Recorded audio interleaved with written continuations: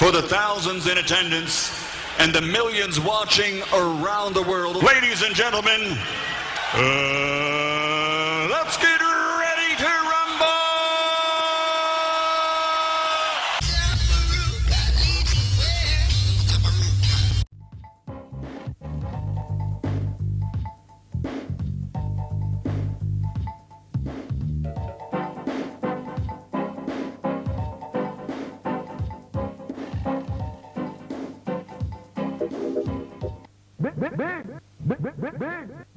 Big, brother, massive present.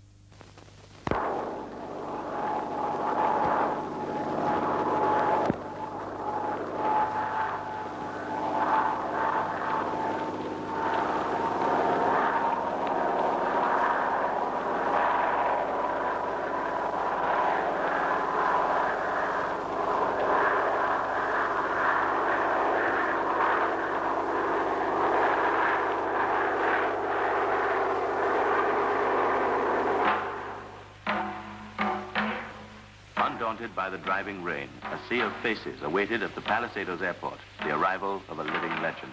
To some, he was the King of Kings, the Lion of Judah, even a god. But to most, he was a mild-mannered monarch who had won the respect and admiration of Jamaicans. The air was charged with excitement as anxious, expectant faces searched the skies for the first glimpse of the great silver bird that would bring their hero to Jamaican soil for the first time. Members of a local cult, the Rastafarians, who were easily distinguished by their long beards and unshorn locks, and who worship this figure as a deity, were present in full force.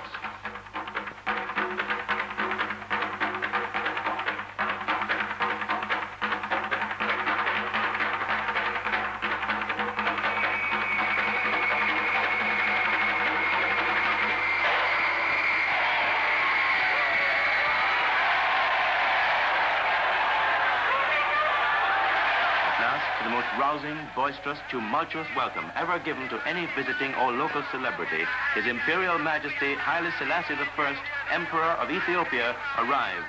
The crowd erupted into a frenzy of rejoicing as they broke through the lines of soldiers and police and surged out onto the tarmac, eager to engulf the emperor with their affection.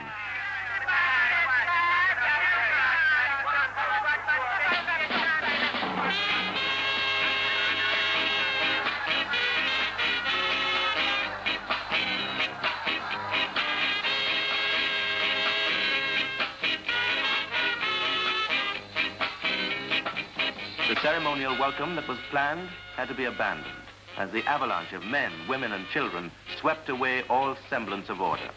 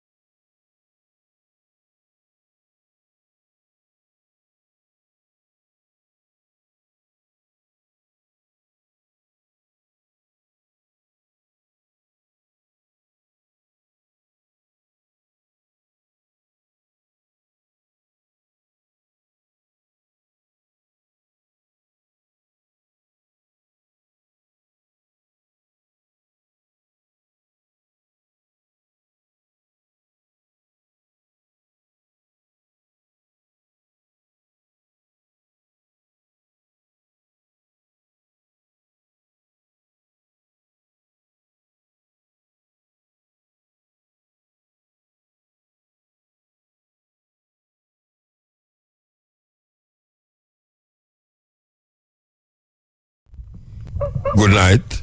This is the Cutting Edge on IRFM. We're there with you next Wednesday.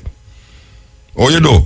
Yeah, man, a long time. Right? May I tell you, it come like years to me. I don't know about you, but it's a long time, man. Believe you me. 2 weeks after, 4 continents after. Yes, may I tell you? But, you know, so I take the call tonight. Trust me, because anyone man ever call me tonight. I'll start now, them damn foolishness. I'm going to tell them a bad word. Believe you me, I'm going to tell them a bad word. Because right now I'm in a bad word mood. I'm telling you that from now. So, before we're going to take the call, I'll take the program off of the radio. I have a nice little program line up still, you know. You know, say, we are going to celebrate the 50th anniversary of His Majesty's visit to Jamaica. That is on the board at the moment. And we want to tell you, say, we are going there at Michael College tomorrow with the stepping razor. So you know, so we are going to road again with the stepping razor. The last time, cutting the stepping razor, the on the road was done at the Ganja Festival. So we are telling you, say, we are going there tomorrow. But it's a big celebration. You know why it's a big celebration? Because first of all, it's the first king, is the first and only king we're going at King's house. Secondly, it's the biggest, what you call it now, the biggest crowd ever draw for your head of state anywhere in a Jamaica.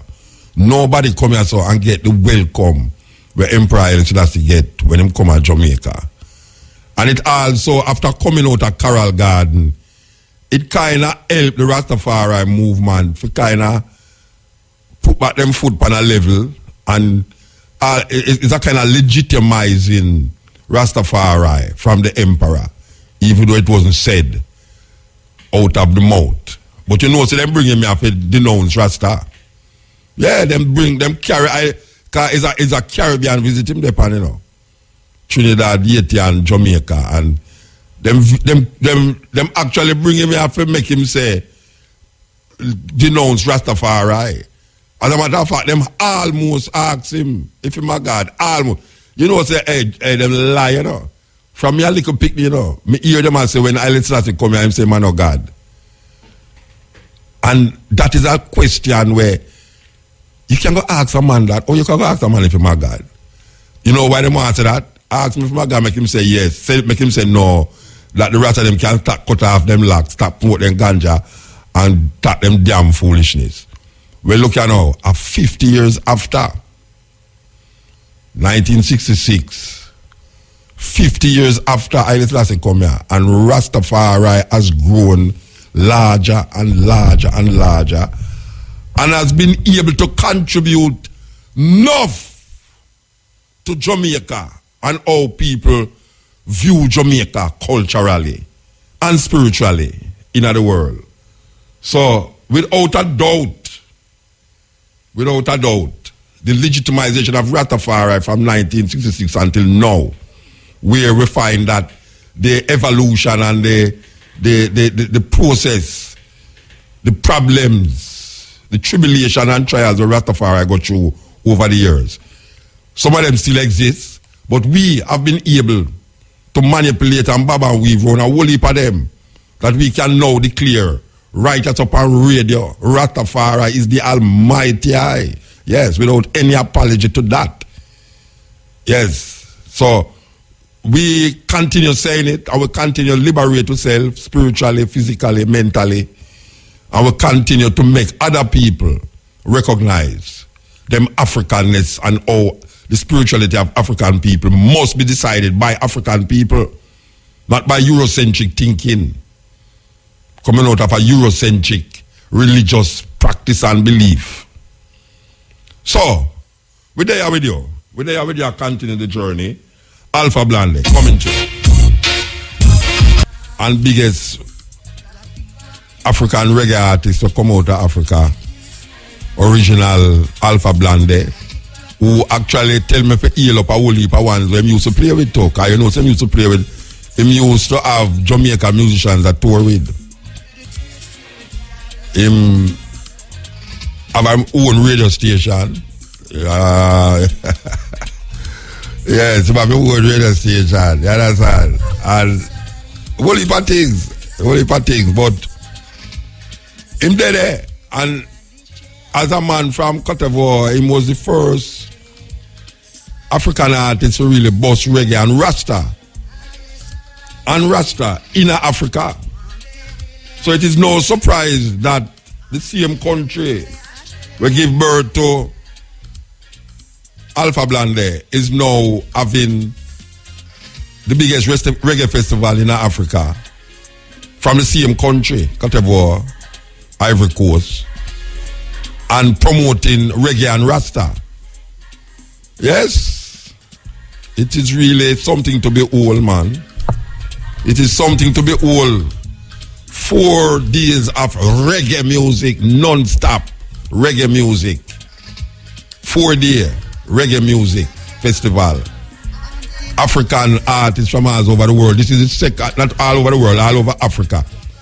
It's 3 artists from Jamaica them used this year. Because last year was the first one and them carry a lot of ones from here. If I remember clearly, it was about 60 odd people that left Jamaica to go there. This time it was myself and Julian Marley and Morgan Heritage. So it is continuing. It is continuing. The man them have big plans for it. Reggae and Rasta in the Ivory Coast, Africa. We give thanks. So we make the world, I will go round, I will come back round, believe you me, but we are talking about the 50th anniversary of Emperor Selassie at the first visit to Jamaica and the philosophy that surrounds Rastafari. You know, I think the last time I was here, we was talking about Multiple Planet talking about Rasta need a new faculty of interpretation. I am totally in agreement with it. Because some of the thinking, after we get so much information, and the information is presented to us, it is very difficult to hold on some little thinking and talking now where we used to hear from the time there.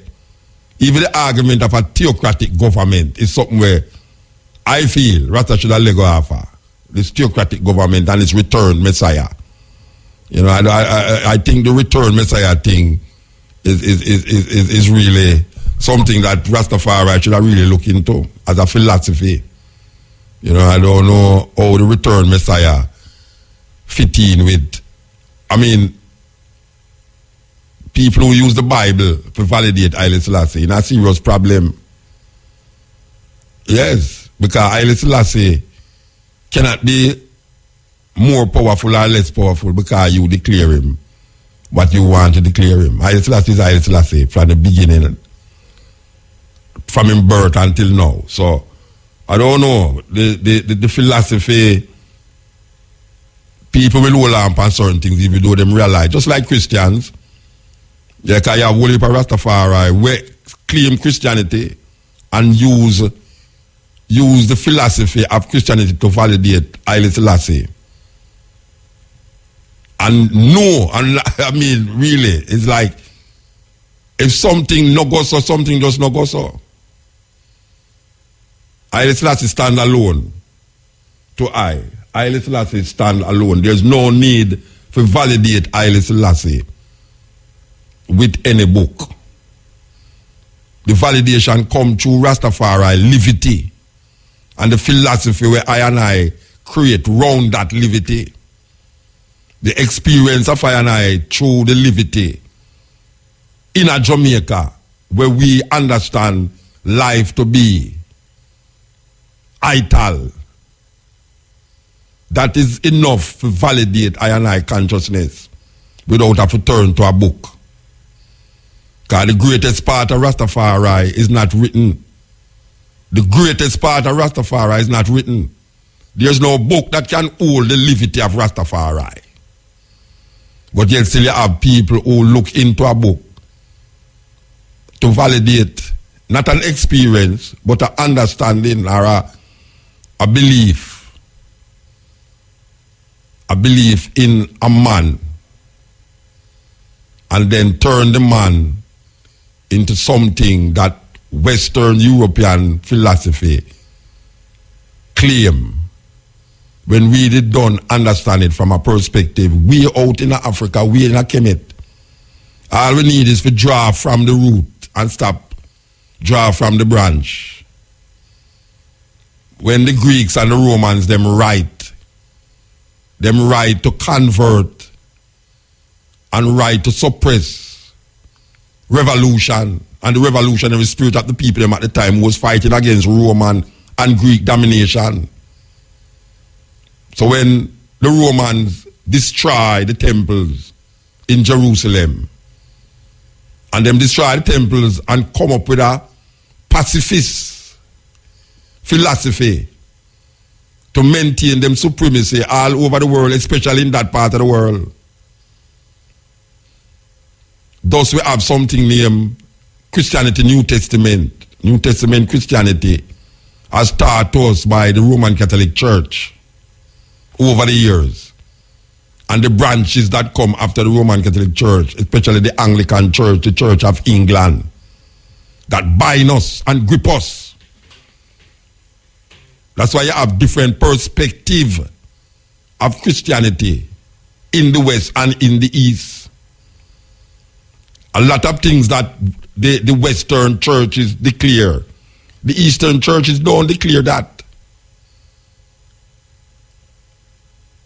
You know, we just come from a place where is the center and the heart and the root of most of the thinking that the Western world grab onto. The place known as Constantinople. Constantinople was named from Constantine.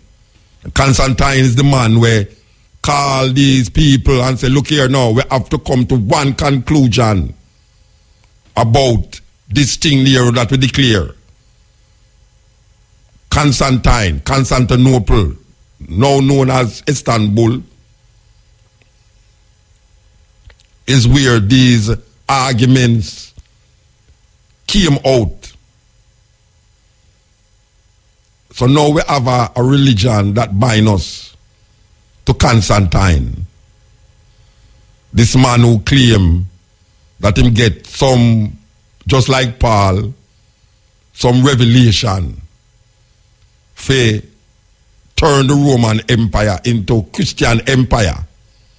But in order to do that, he had to facilitate the Romans' thinking and the Romans' religious belief. So he never want to destroy the Romans' belief, but him still want to accommodate the Christian belief. So he call a big conference and say, look now, we have to come to some understanding about this Jesus that we create. We want to come to some understanding. So they move it away from the Jewish perspective or the Torah and carry it into what they call now a New Testament. The New Testament now draw from the Old Testament, according to them calling it Old Testament, and them use the Old Testament to validate. I tell you what the Romans them know, you know. The Romans use the Old Testament to validate them perception and concept of a man with them create named Jesus. Or Christ, Jesus Christ. Give him our last name too. So what we have here so in the Western world here is what Constantine and him friend them conjure up in a conference and decide, say, you must think this way and you must think that way. And if you think another way, you blaspheme. So, Rastafari come get caught up in that stream of ignorance also, where we use the same Roman Greek philosophy to look on an ancient philosophy long before the Romans and the Greeks existed. Long before this guy got to Alexandria and burn down the library them and carry back the book them going to Greece, Macedonia and all these places. We're using their thinking and their understanding to validate our ancient liberty. And our ancient liberty cannot be written in books. It has to be lived through an experience. And if you live it through the experience, then you can write it, but some people write it and then try to live it. It's a madness. That's why you find most musicians and singers belt it out loud, but when you come on to the experience of it, it's something else. And most of the musicians and artists and players of instruments will validate through their songs and poems and these things. They will validate it through this so-called New Testament. The New Testament that was placed there by the Romans to pacify the revolution, to make people don't burn down the parliament, make people don't look upon the Romans them as enemies, make people start to do things that them never usually want to do in a for them culture and for them religion. So them give the people them a brother named Paul. Paul is the architect of Christian beliefs and Christian thinking. And Paul write letters to the Europeans, them, the Romans, the Corinthians, the Ephesians, the Galatians, in order to give them a softer version of Judaism or Judaism, whatever they want to call it, or Hebrew culture. Paul softened them and said, this is what our Lord and Savior Jesus Christ want of us. That was not how the zealots was looking at things. That was not how Yeshua was looking at things. Yeshua and his followers were revolutionary people who decide that by any means necessary, they have to get rid of the Roman Empire out of Jerusalem. So them they have to kill him and bring now a New Testament to the people. And this New Testament now is what pacify the Jewish revolution against the Romans and the Greeks. Turn the next cheek, all the thing them. Give unto Caesar what is Caesar's and all these things. These things was written by Romans. Show me something different from what he said. This thing was written by Romans to pacify the revolution and the revolutionary spirit. Just like now. Just like now. Them use certain things to pacify them craziness and them madness. And when you rise up against it, you are called all sort of names. All sort of names. This is the cutting edge on RFM. So go on, when we just start like this thing, it's like it a conform to something that we did done say now nah, go work out for we. I don't know how we get that way there. Rastafari people start to do the things them just like how the Christian them are do it. And start to think that way they too. Because I hear Rastafari brethren and sisters pass away and people say them gone to Zion. I never know say dead people in Zion. So I don't know if them a mix up Zion with heaven or heaven with Zion. I don't know it go. I don't know it go, but the language change drastically. And that change because there is some semblance of the Christian, Roman, Greek consciousness that seep into the movement that don't allow the freedom to manifest itself in the experience rather than in the learning. And the learning is really a problem because the learning no man use to validate certain things. That every time him talk, him say, in the Bible it said this, and Selassie said this when Selassie never said nothing in the Bible. There's no quote of Haile Selassie in the Bible. If you want quote from Haile Selassie, you have to read the autobiography of Emperor Haile Selassie I, or selected speeches of Emperor Haile Selassie I, or quotes from Haile Selassie I. That is how you get what Haile Selassie said. But for God really know, go tell me say Haile Selassie say I for I, or Haile Selassie say something where you quote from the Bible. That is a learning thing. It's a learning thing that. It's a learning thing that. You understand? And we see this disconnect from the liberty and more now into the learning, the reading of the book. So people who read the book and start to use the book and start to say what happened in this part of the Bible is related to this time, and what happened to that is related to this time. Only if a Rastafari brethren and sisters do that, especially the Rastaman them. The Rastaman them love quote the Bible and tell you, say, then you see it and now see it there. You see Prime Minister, them telling you, so woman must rule over only, you know. I see it. The Bible, they don't tell you woman of, it's them kind of way the man use the Bible. A man have only pick him, say, then you know, see the Bible tell you, say, Israel shall be like sand on the seashore. So it means they must breed up woman, have whole picnic without any limit. I must say, boy, the Bible tell you, say, Israel shall be like a sand on the seashore. And him can't afford to take care and pity them. So it's just so it there. Because him learned that through book. If him did have that experience of the thing, he wouldn't really, as a matter of fact, he would have to learn how to take care and pity them. Because it's not a problem if you have no picnic, you know, because if you have the sperm, go ahead. But when you have picnic where come, you know, you can't take care of the picnic them, you should be arrested. No religion couldn't come teach me, you know, if you have no picnic because I saw it go. I saw just set it.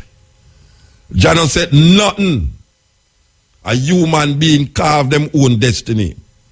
Human beings carve them own destiny. Don't come blame nothing or put nothing upon Jah. So, we just say that maybe, we plan to say need to be really brought to the focus and the attention that Rastafari need a new faculty of interpretation. Because the interpretation we hold fast and now I carry more and more into the same something where we did a run from. A sister once told me that she can, if she did want to partake of all the things that she hear certain Rastas, she would have just go in a church. So when the purpose you go start to ball out Jesus Christ and this and this and that and I start with Haile Selassie. They just go in a church and just ball out Jesus Christ.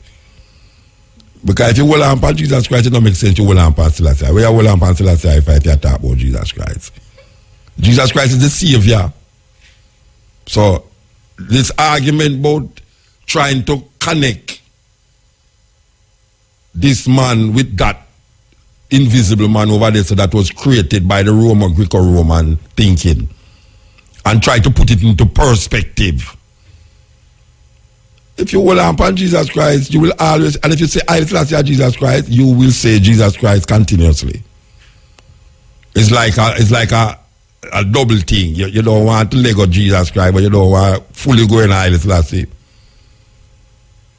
Yet you have Rastafari, brethren and sisters, who totally, I say, look here, man, Emperor Haile Selassie, without the frills and the chills, without the New Testament and the Old Testament and any testament that come, because I had created that and I had redefined that and I had defined it as an African domiciled on these farm and slave plantation island for 400 and odd years and counting and climbing. I could now come make some little book that these guys throw around here, combine I. After I come rise up out of that now, I come say that Haile Selassie, that saying, that name, just saying that, give I a certain strength and give I a certain thinking that could have make I go through hills and valleys like a buzzrock warrior.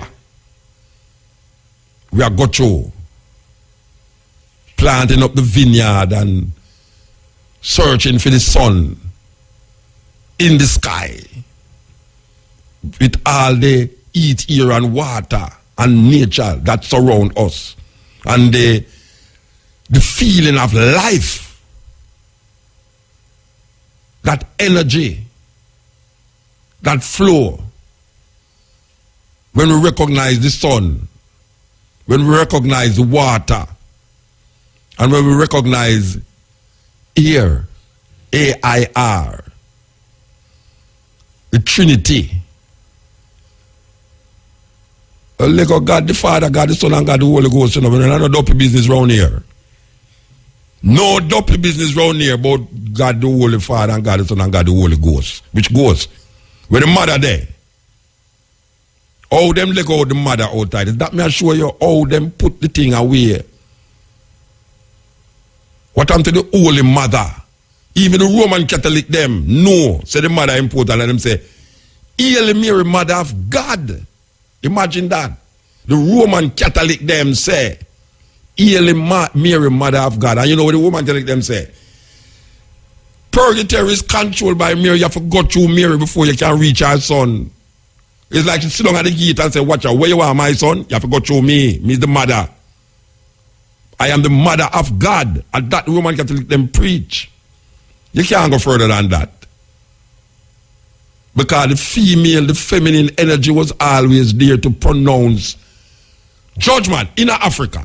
Because even in Ghana you go, most of the nation them, the chief, the male chiefs are elected by the female in the community.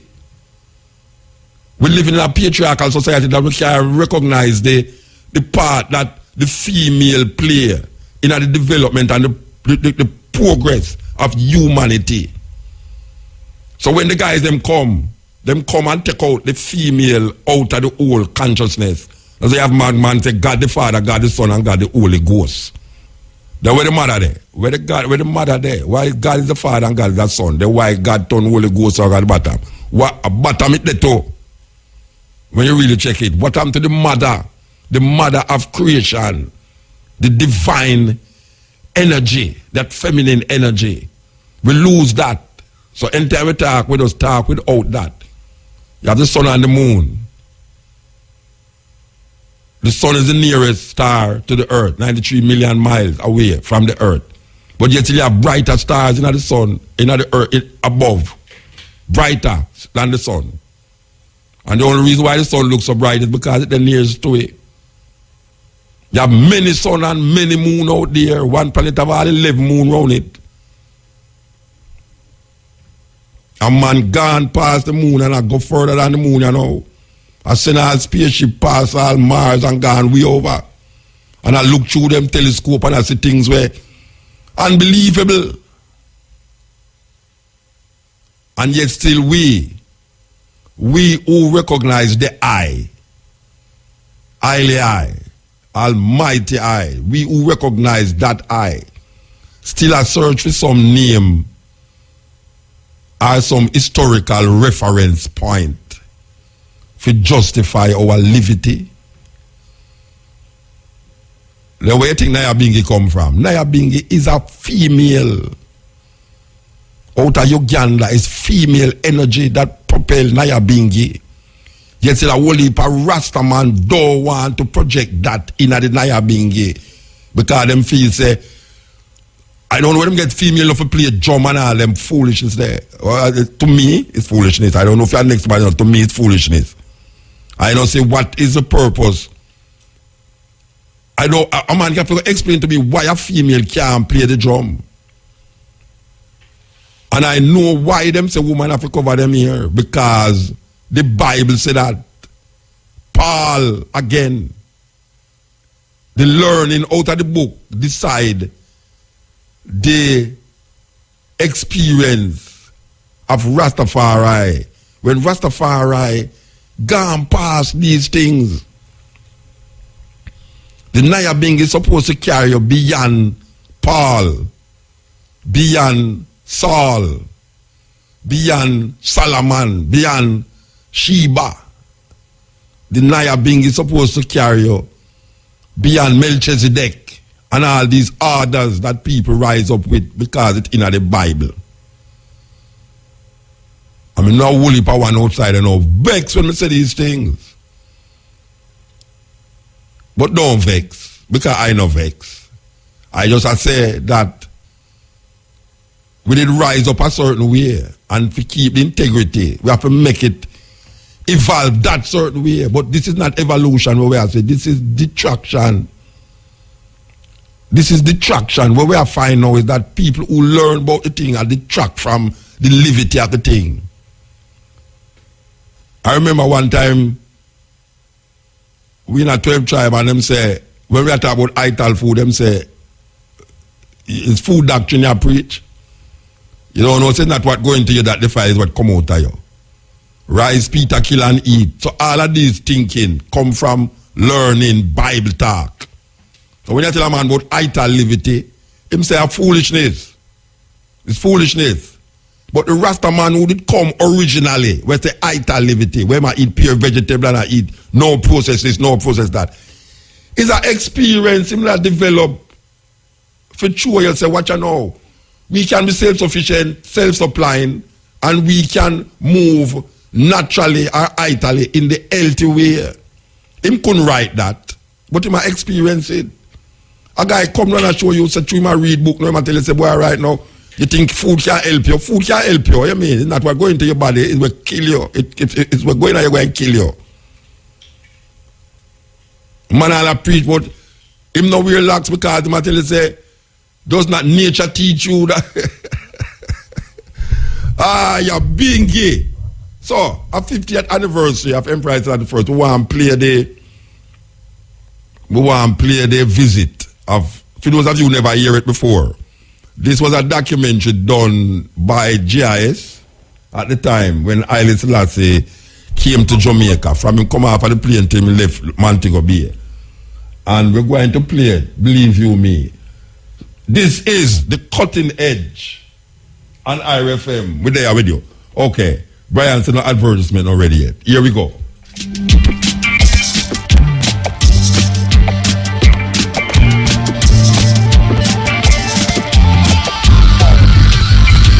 Don't tell them caution, Muta de on patrol. We're not missing 2 Wednesdays, but we have been listening. We want to hear up concrete asphalt. Concrete asphalt. Concrete asphalt. I hear you complain to the program manager. Say, why? I better you go next time because the people that will call my program, they can't manage them. Concrete say can't manage them. Come off here, show him say, watch out. All Jesus call Mutabaruka per night, you know, and Moses call, God call, I listen last call all the program. It's concrete, a 2 programs straight into you. Can somebody be doing this for 20 odd years? Believe you me, 20 odd years, what a Jesus a call me and all the people that call me is a thing. But here we are saying now, we give thanks to Raja. We listen, because you know, say them was there, them right now, which part of me did lay down and listen to you, it's 9 o'clock in the morning. But when the coaching edge, when the stepping ways are going, it's midnight, you understand? And no, 9 o'clock, when I say 9 o'clock, when I say 9 o'clock in the morning, over there is 8 o'clock, yeah, in the morning, but we're in our next place also, where it's a different time zone. You can't imagine you come from one time zone to the next time zone, and go back to the next time zone. And then you travel like 10 hours in a one plane. You got 10 hours and you sit down in the airport at 6 hours. The last airport, I sit down in at 12 hours. The last airport, I sit down in at 12 hours. I sit down in the airport, you know. Yes. I sit down in the airport 12 hours and wait for the next plane. This is after you fly 10 hours. But may I tell you, all of them experiences worth it to me personally. Worth it. May I tell you, say, me the right almost But me not say that. We come through the other night, we come through the Jamaican immigration, and me forget to put in the part, name all the places that you have been, countries you have been, in the past 6 weeks. My lady put on, which part she come from Turkey, when him see it to write it, the immigration say, man, you get me in a trouble here, you know. Me saw you mean, man, me get in a trouble. Him saw you mean? We say, wait. You mean say going to Turkey is like you go to Guinea now with like Ebola? Him say, but you know, so yesterday now me attended some immigration and immigration that show me say, well, Muta, we don't know what you can go down there to do, you know. Maybe you can go down there and get radicalized. Me say, me as a 60-year-old radicalized. Christian can't radicalize me at Jamaica to rat. You have to go to Turkey, go get radicalized by some idiot guys. It's like a scary thing. Because there's a thing go to Americans not to visit Turkey, you know. They have a travel warning by America that Americans must not visit Turkey. You know the plane when I come up back appear Jude upon the plane. We don't understand that. We don't understand them thing there, you know. I don't understand them thing there. I'm coming up on the plane from Turkey to New York. And it's about 200 people there on the plane. And trust me, about 200 of them are pure Jew. You know the Jew them with the black hat, the felt hat, and yeah, and the black cloak with a little white string out of them bags. I pure them there on the plane. And this is an Arab country. This is not Arab. Sorry. This is a Muslim country where I come from. And me I say, but wait, it's where I go on. Oh, America say, travel advisory. And some Jew there on the plane. I come from an Islamic country. And something where we don't know, something like where we don't know about. Because I couldn't believe it.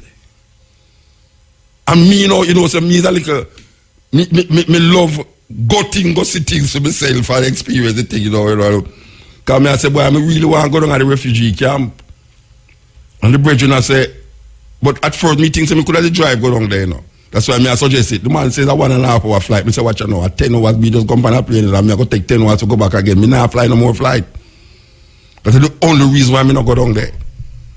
The only reason why me don't go down there is true, me recognize say, me have to go fly 1.5 hour. But me didn't really want to go down there. Because I hear about these refugees who have come across the Syrian border there and but me never feel no danger. Me never feel no danger. You know, most people don't even know, say, that country there in a 2 continents. It in a Asia and it in a Europe. And for going to the Europe part, all you have to do is take a boat. And you can drive across a big bridge. But over the European part, the bombing, it's all of that, you know. It's all of that, you know, because all the people them set your mind, you know. You see in Jamaica now, in Jamaica, nobody now tell you must stop play domino, a rumba, a bar, you know, because you know, a whole heap of man, you know, St. Thomas, a policeman that play domino and them shut up. And in a not Clarendon, Westmoreland, all right. You know, say a man a look for a man, you know. In a Jamaica, me I talk about now. A man a look for a man. And the man we might look for, him here say the man down at the bar a play domino. And so when him hear the man play, him drive along with him going to shoot the man who might look for him. But guess what now? A 4 man around the table play domino, you know. I have all 10 man stand up round him. So you see when them a fire shot, the man with them a fire shot dead, and the other man them with them call collateral damage now, because them just a fire the shot. So you have all 5 people dead, 4 people dead, 3 people dead, because 1 man them did want to kill, you know. No, me I look how we go on with the bombing there, and the man, the virgin show me say, it's down there, so the bombing them did bomb up 100 odd people, you know. And them a carry me going to a place now where them say the largest spice market in the world, covered. I mean, when me I walk at the market now, here the man come tell me now, you notice that there's not a lot of people inside here? You know, there's a time, you know, when you walk in here, you know, 1 million people walking in here, but because of the bombing, imagine now me, a tourist, The man look for me and tell me, say, because of the bombing, why a whole heap of people do in there, and it's in them a Caribbean. It's in them a Caribbean, you know. I tell you, you know, and in all of that, me never feel no fear. All me want is go look where I go out inside and so. And all him a tell me about film experience when him did that sleep, the bombing going down him road, and me I say, all right, yeah. Me never feel a fear. Come here, I say, but I the same fear. I would have feel if me walk a flank, if it was a fear. If you go a flanker right now, I would have feel the same fear. Clarendon, do you hear things that go out of Clarendon? And it's like, would have Trace, you're afraid to go a flanker. Eh? You're afraid to go a flanker. Yeah, that's sure it also. Collateral damage up everywhere. It's not like the man never bomb the place. Up as all that, never come over 1 million people over there. So sometimes all 2 man, they were the bold people, they find 2 man at the crowd, them just bomb up everywhere. I mean, I justify the bombing, but I just say, oh, you hear the thing from here, so? If you hear the thing from here, so you don't never go nowhere, no? You don't never come to Jamaica. You don't never go a Sierra Leone because Ebola kill everybody in Sierra Leone. And the last year when the Ebola thing go on, I see people from Guinea come over to the reggae festival. That me frightened. Do you hear about this Ebola thing? I never know say people could have left Guinea and come to a reggae festival. When the brother say, Mr. Guinea you come from, it's like, I want to run from him and I say, Bridget, a Guinea you are come from, then what you doing at the crowd there so now? You know, him say him don't know nothing about no Ebola, him don't know nobody with Ebola. The brother say him don't know nobody with Ebola. Yet still Ebola there, I tear down the place and I kill hundreds of people. A tourist that come to Jamaica, you man say, don't go to Jamaica, you know. A peer people and murder people down there. Yet still have 3 million people down here, so.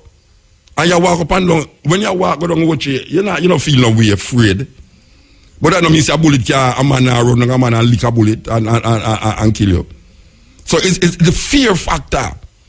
Sometimes fear, the fear of death is worse than death. Yeah, the fear of death is worse than death. Believe you me, because in death there's no fear. You're dead, you're just dead. In a fear, your blood pressure gone up, your sweat, this all sort of thing happen to you. So, really and truly, when me get on the plane and I see how much Jew on the plane, I start to fret. I tell you, I start to fret when I see how much Jew on the plane. Come here and say, oh, we come from an Islamic country. Where the Jew never come from? Where never come from? Is the same place me I come from, never come from, you know. Islamic country. 70 million people in the country. And the majority of them are Muslim. I mean, they on a plane with pure Jew. You write this up, your collateral damage right there, so you know. Your collateral damage right there, so.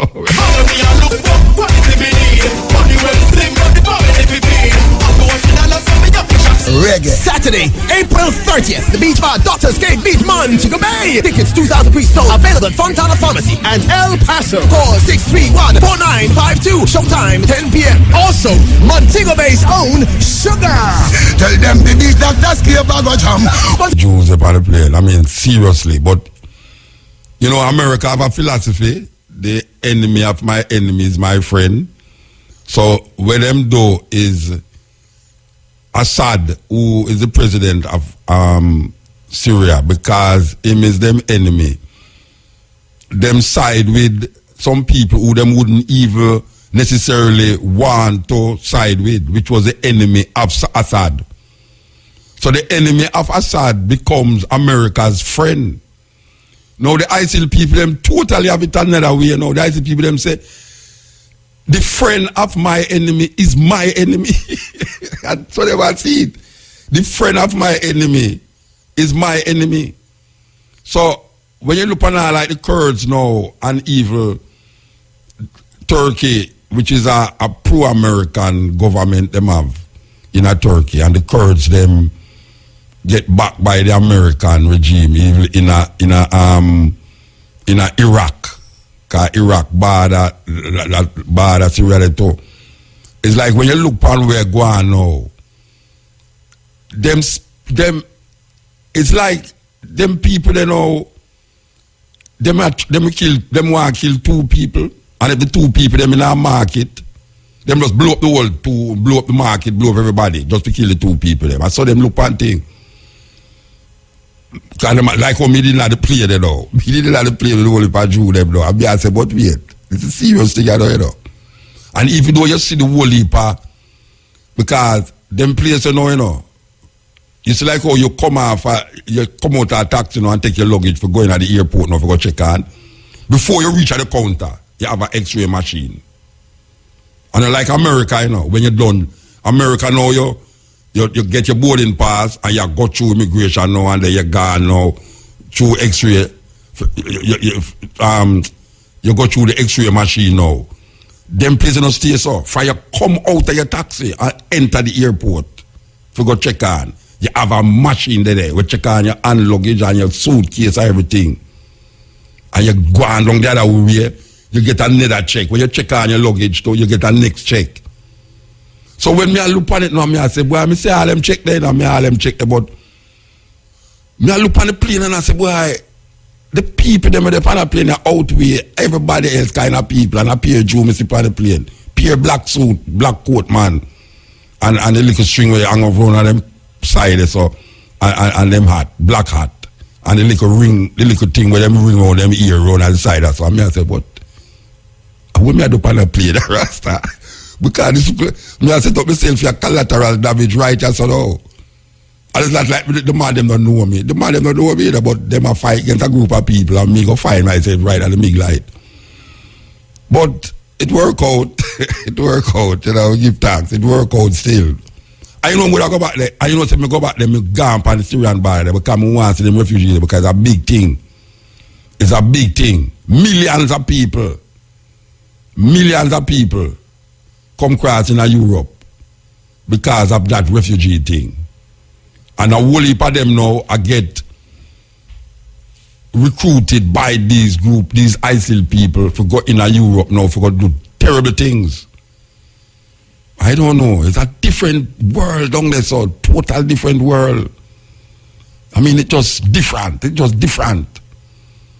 The people them now think. I mean, me still yet to say me never want to, but me still for say a mini dress in the country. No, me not see no mini dress. Nobody in a no mini dress. I don't remember if I see even a tourist with a mini. I mean, I'm the only tourist down there, so, but I don't remember see a tourist down there with a mini dress. People dress for appropriately. And then now you have the woman them, most of the woman them in them black gown or them sherry round them thing for you. You don't even know where them have underneath the dress because you know so them use all them little girl you know for bomb for use as suicide bombers and them thing there. It's weird. It's a weird. I mean, you enjoy yourself, but you still you reason with the people them and you get that inside knowing of where really are going down there. You reason with people who is pro the government, against the government, and they might show you some reasoning that you say, you know, so a whole heap of them things that they are Jamaica on another scale, but the scale where we have it here is totally different, but it's a similar way. Where a man have vengeance for the next person. And him go to the man house to go kill the man and chew the man or they then kill the man mother and kill burn down the house to pick them and everybody in there. And him never catch the man who him go for. It's not a different thing, you know. It's the same thing, you know. A man decides, boy, I'm going to turn a bomb, I'm going to blow up a man. And when him going out the area, the man not there, him just blow up himself, said we and blow up the people them who round him, who know him and all them way there. That terrible thing. Terrible thing. Fundamentalism in anything is a terrible thing. You call it extremism. You have people who feel, say, boy, right now, anybody who not believe in a Jesus, I go burn up in a fire. And hell, I go burn them. You have some man now, him take it in time own and him say, if you don't believe in Allah, and not only if you don't believe in Allah, but you can believe in Allah to still be him enemy. Because you have the Sunni and the Shiite. Tribal war, you know. And them tell you, black people have tribal war, you know, but you say, down there, so. When when we go to Africa, me only hear people talk about them a Akan and them a this and them a that, you know. But you see, when you go down in a them place there, a man I tell you say him a this and him a that, him no want have nothing to do with the other set of man. A tribal one, a Sunni, Shiite, Kurd, this, that, all sort of different kind of people. Man, me I tell you, Rasta, me I tell you, the America really play a thing on the world, man. Me I tell you, America play a thing on the world. So, we come on for that now. We come forward to the, where we really are focused on, which is the visit. But how could I make such a trip and not really push somebody argument tonight? Because if I start talking about my little journey where I make the 2 weeks, yeah, it's going to take up quite a lot of programs. We want to remind you about this poem, Words and Agro Festival, which is Sunday, April the 24th, 10 a.m. to 7 p.m. in honor of the founder of dub poetry, Oko Onuro. Sunday, April the 24th, 10 a.m. to 7 p.m. And the venue is the Students' Pavilion at the College of Agriculture, Science and Education, Portland. And the admission is free. That is coming up, the 24th. I went at the 24th, at this weekend, yeah? All right. So, as I promised you, we want to play this documentary pertaining to the visit of Emperor Haile Selassie I coming here. We hope, for those of you who never hear it before, as I said, this was done during the visit here. Them follow him around, go to different places. GIS.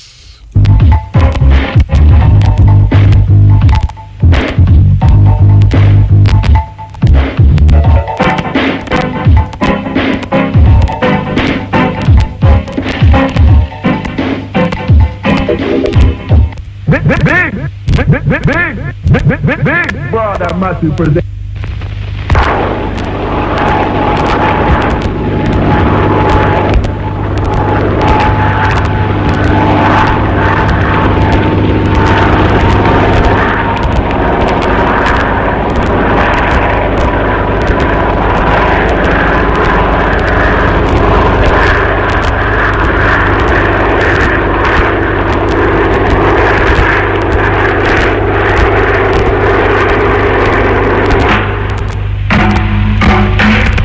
Undaunted by the driving rain, a sea of faces awaited at the Palisados Airport the arrival of a living legend.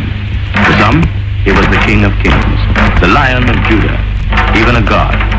But to most, he was a mild-mannered monarch who had won the respect and admiration of Jamaicans. The air was charged with excitement as anxious, expectant faces searched the skies for the first glimpse of the great silver bird that would bring their hero to Jamaican soil for the first time. Members of a local cult, the Rastafarians, who were easily distinguished by their long beards and unshorn locks, and who worship this figure as a deity, were present in full force.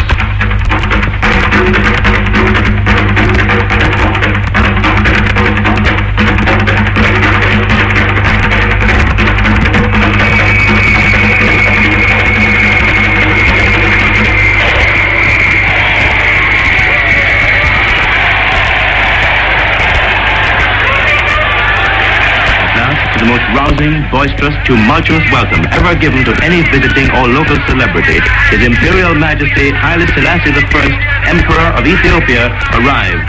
The crowd erupted into a frenzy of rejoicing as they broke through the lines of soldiers and police and surged out onto the tarmac, eager to engulf the Emperor with their affection.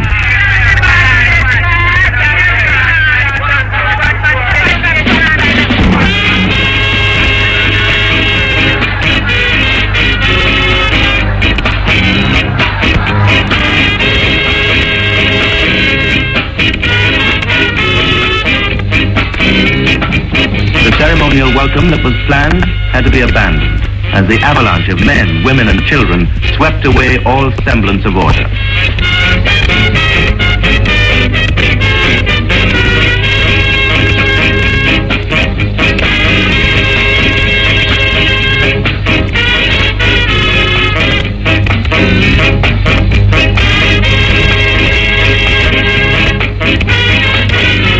Ethiopia, a monarchy on the eastern side of Africa, has been governed since 1930 by Haile Selassie, whom history records as being a direct descendant of King Solomon and the Queen of Sheba. Jamaica was among the places visited by His Imperial Majesty on his tour of the Caribbean area.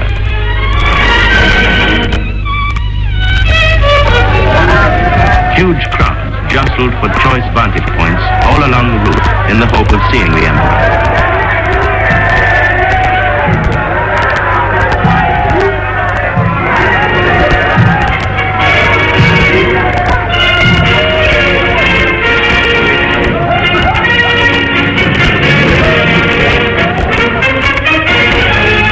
At George VI Park, thousands also awaited his arrival.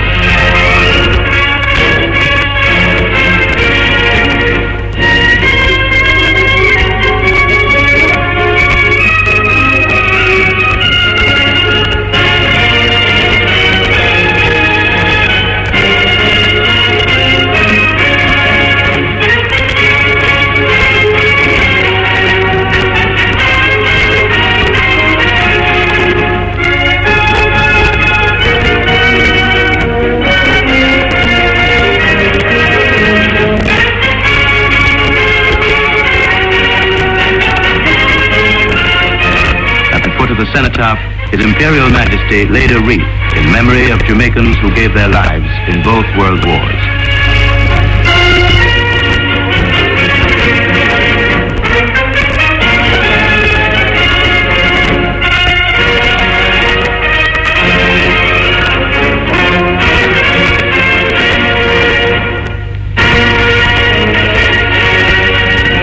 The tomb of the noted Jamaican patriot Marcus Garvey was also visited by the Emperor.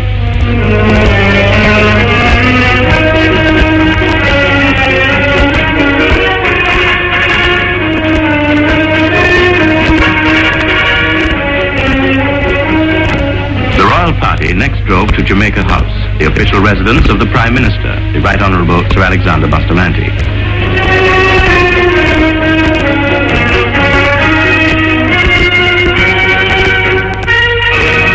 The Emperor was introduced to Sir Alexander and Lady Bustamante by the acting Prime Minister, the Honourable Donald Sangster.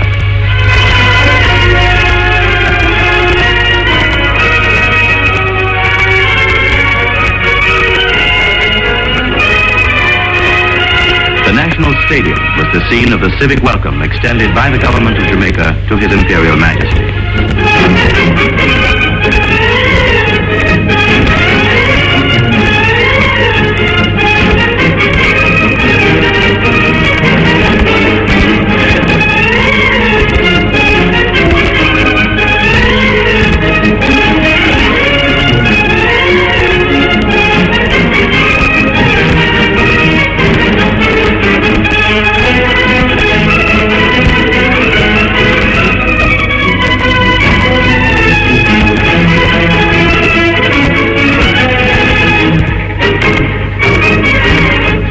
Prime Minister read the address of welcome.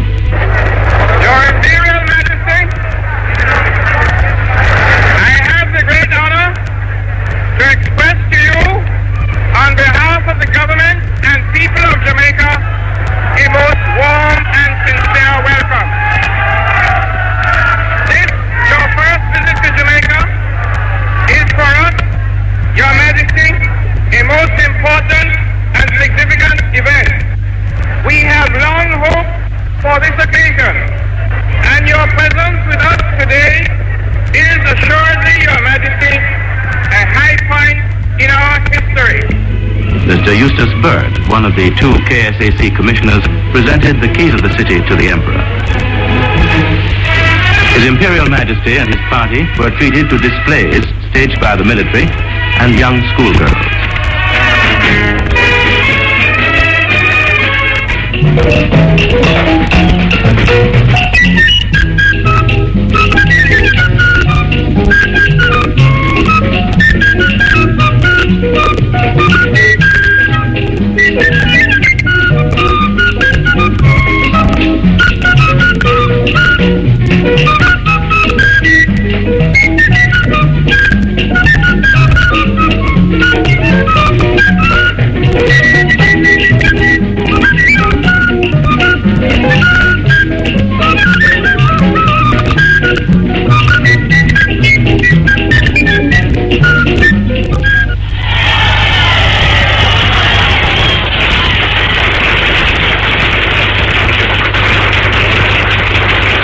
The next stop for the royal party was King's House, the official residence of His Excellency the Governor-General, Sir Clifford Campbell.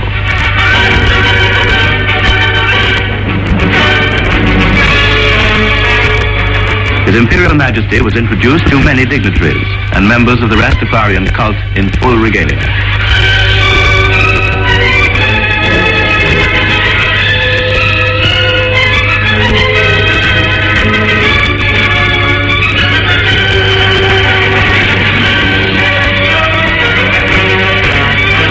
The Emperor afterwards presented gold medallions to the Rastafarians.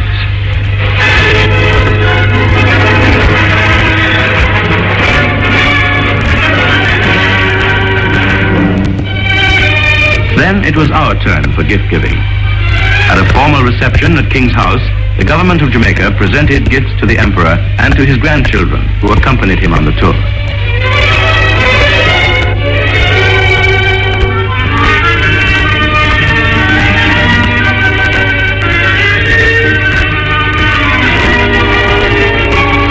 Flanked by officials of state and the military, he was escorted across the lawns of King's House.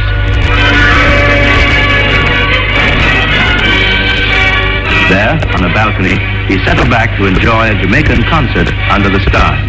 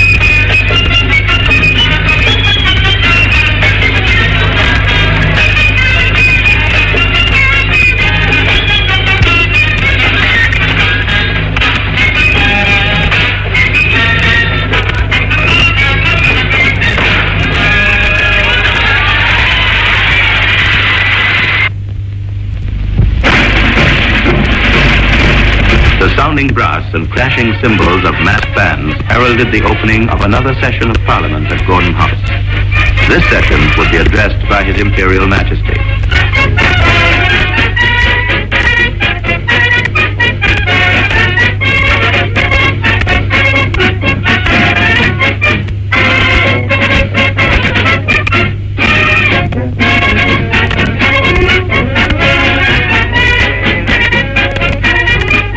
On his arrival, he was escorted to the saluting dais for the playing of the national anthems of Ethiopia and Jamaica.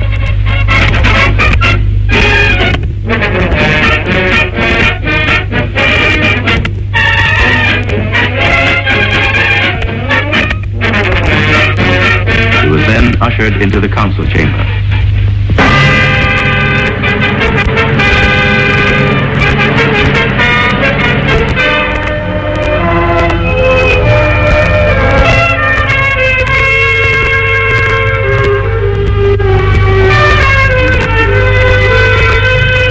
The Emperor's address to the Assembly and people of Jamaica was in his native Amharic and was translated by a member of his party.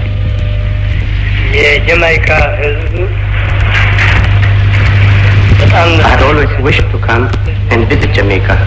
Now, thank God, this wish of mine has been fulfilled.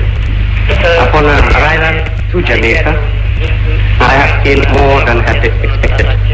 I have seen the progress of the people, and I have seen their determination to march forward in unity towards greater progress. I have also witnessed personally the extent of the feeling of the Jamaican people to the Ethiopian people. Again, I wish to take this opportunity of expressing my thanks to the government and people of Jamaica for the fraternal reception that was accorded to me.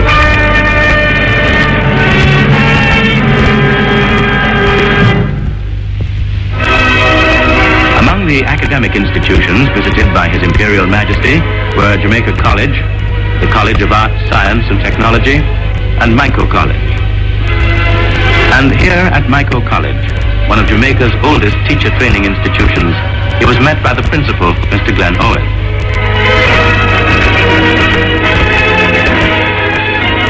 Escorted inside, he was invited to sign the visitor's book.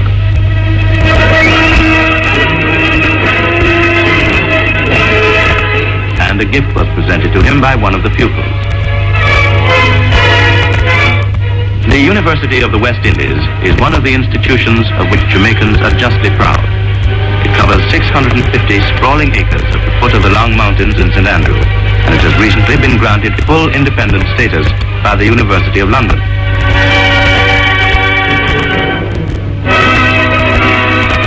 Members of the faculty, student body, and prominent citizens gathered to witness the ceremony in which the honorary degree of Doctor of Laws would be conferred on His Imperial Majesty.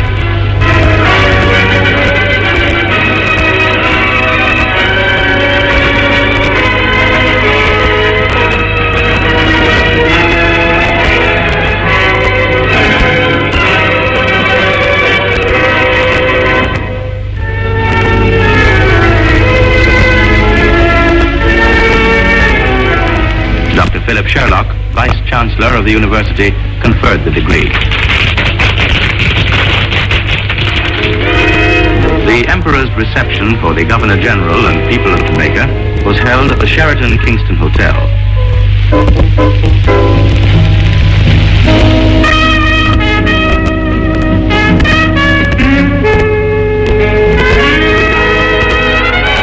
The atmosphere was cheerful and informal, as Jamaicans from all walks of life chatted and joked together and raised friendly glasses in a toast to the continued health and happiness of His Imperial Majesty.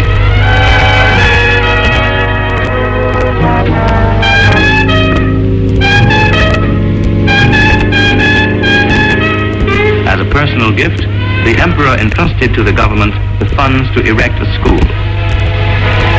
At the chosen site on Payne Avenue, hundreds gathered to witness the stone-laying ceremony.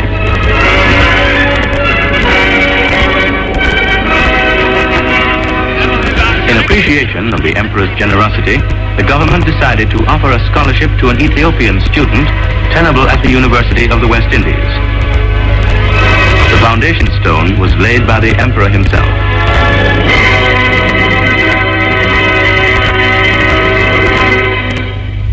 From the conquering land of God of Judah. Chanting, placard-bearing Rastafarians swarmed all over the Kingston railway station as they awaited the arrival of the Emperor.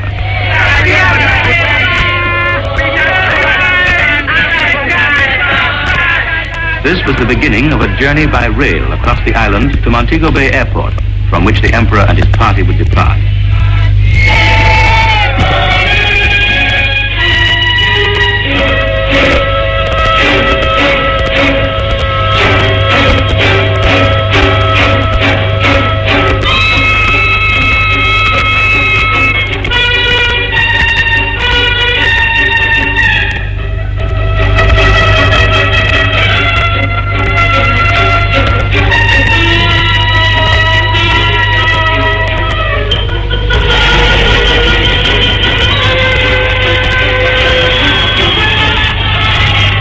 The train stopped briefly at Spanish Town, but the vast multitude, carried away by emotion and enthusiasm, broke out in a wild free-for-all in which several persons were injured.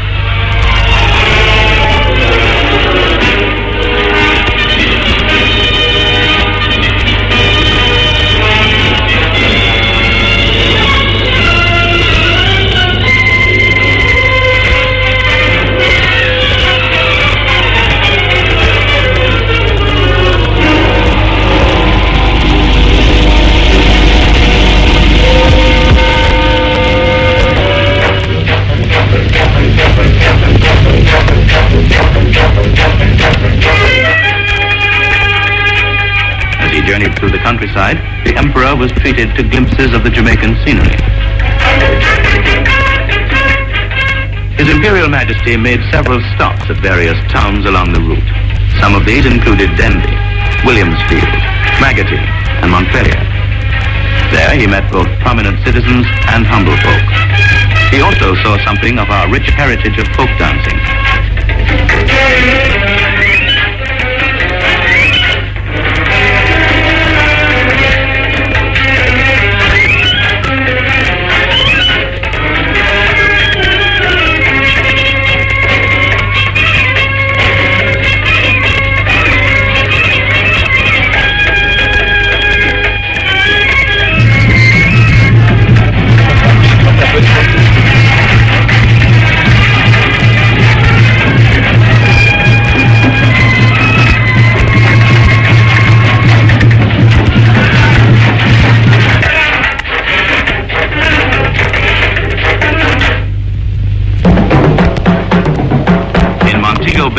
scene was almost unbelievable.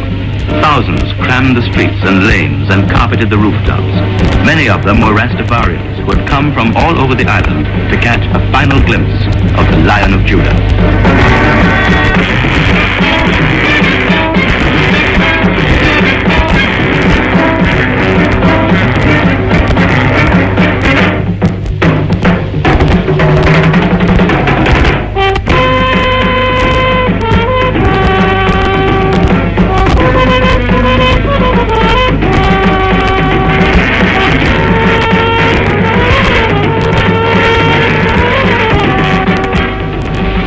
When he was sighted, there went up a roar like the voice of 10,000 lions.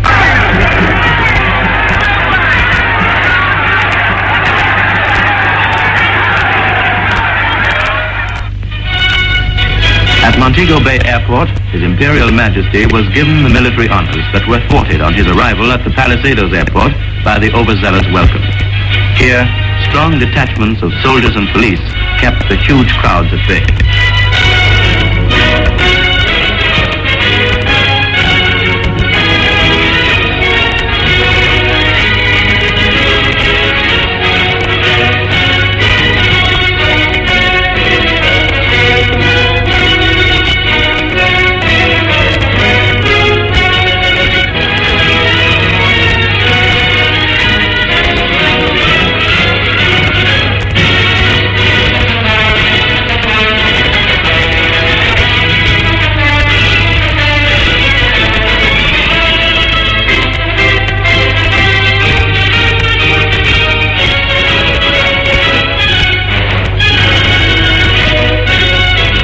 The time had come for us to say goodbye.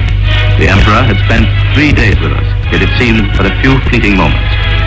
Haile Selassie, Emperor of Ethiopia, descendant of Solomon and Sheba, had touched the heartstrings of Jamaica as no other stranger had done. He had generated a tidal wave of emotion that had swept the length and breadth of our island and engulfed people with an enthusiasm and affection never before witnessed in the history of Jamaica. Send this one, peace and love. Thank you. Eternal Father, bless our land. Guide us with thy mighty hand. Keep us free from evil powers. Do our life through us. To our leaders, great defenders, great true wisdom from above.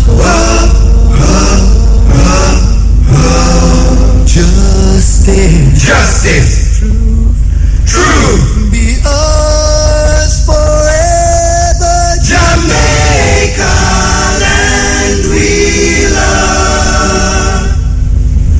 Jamaica, Jamaica, Jamaica, land we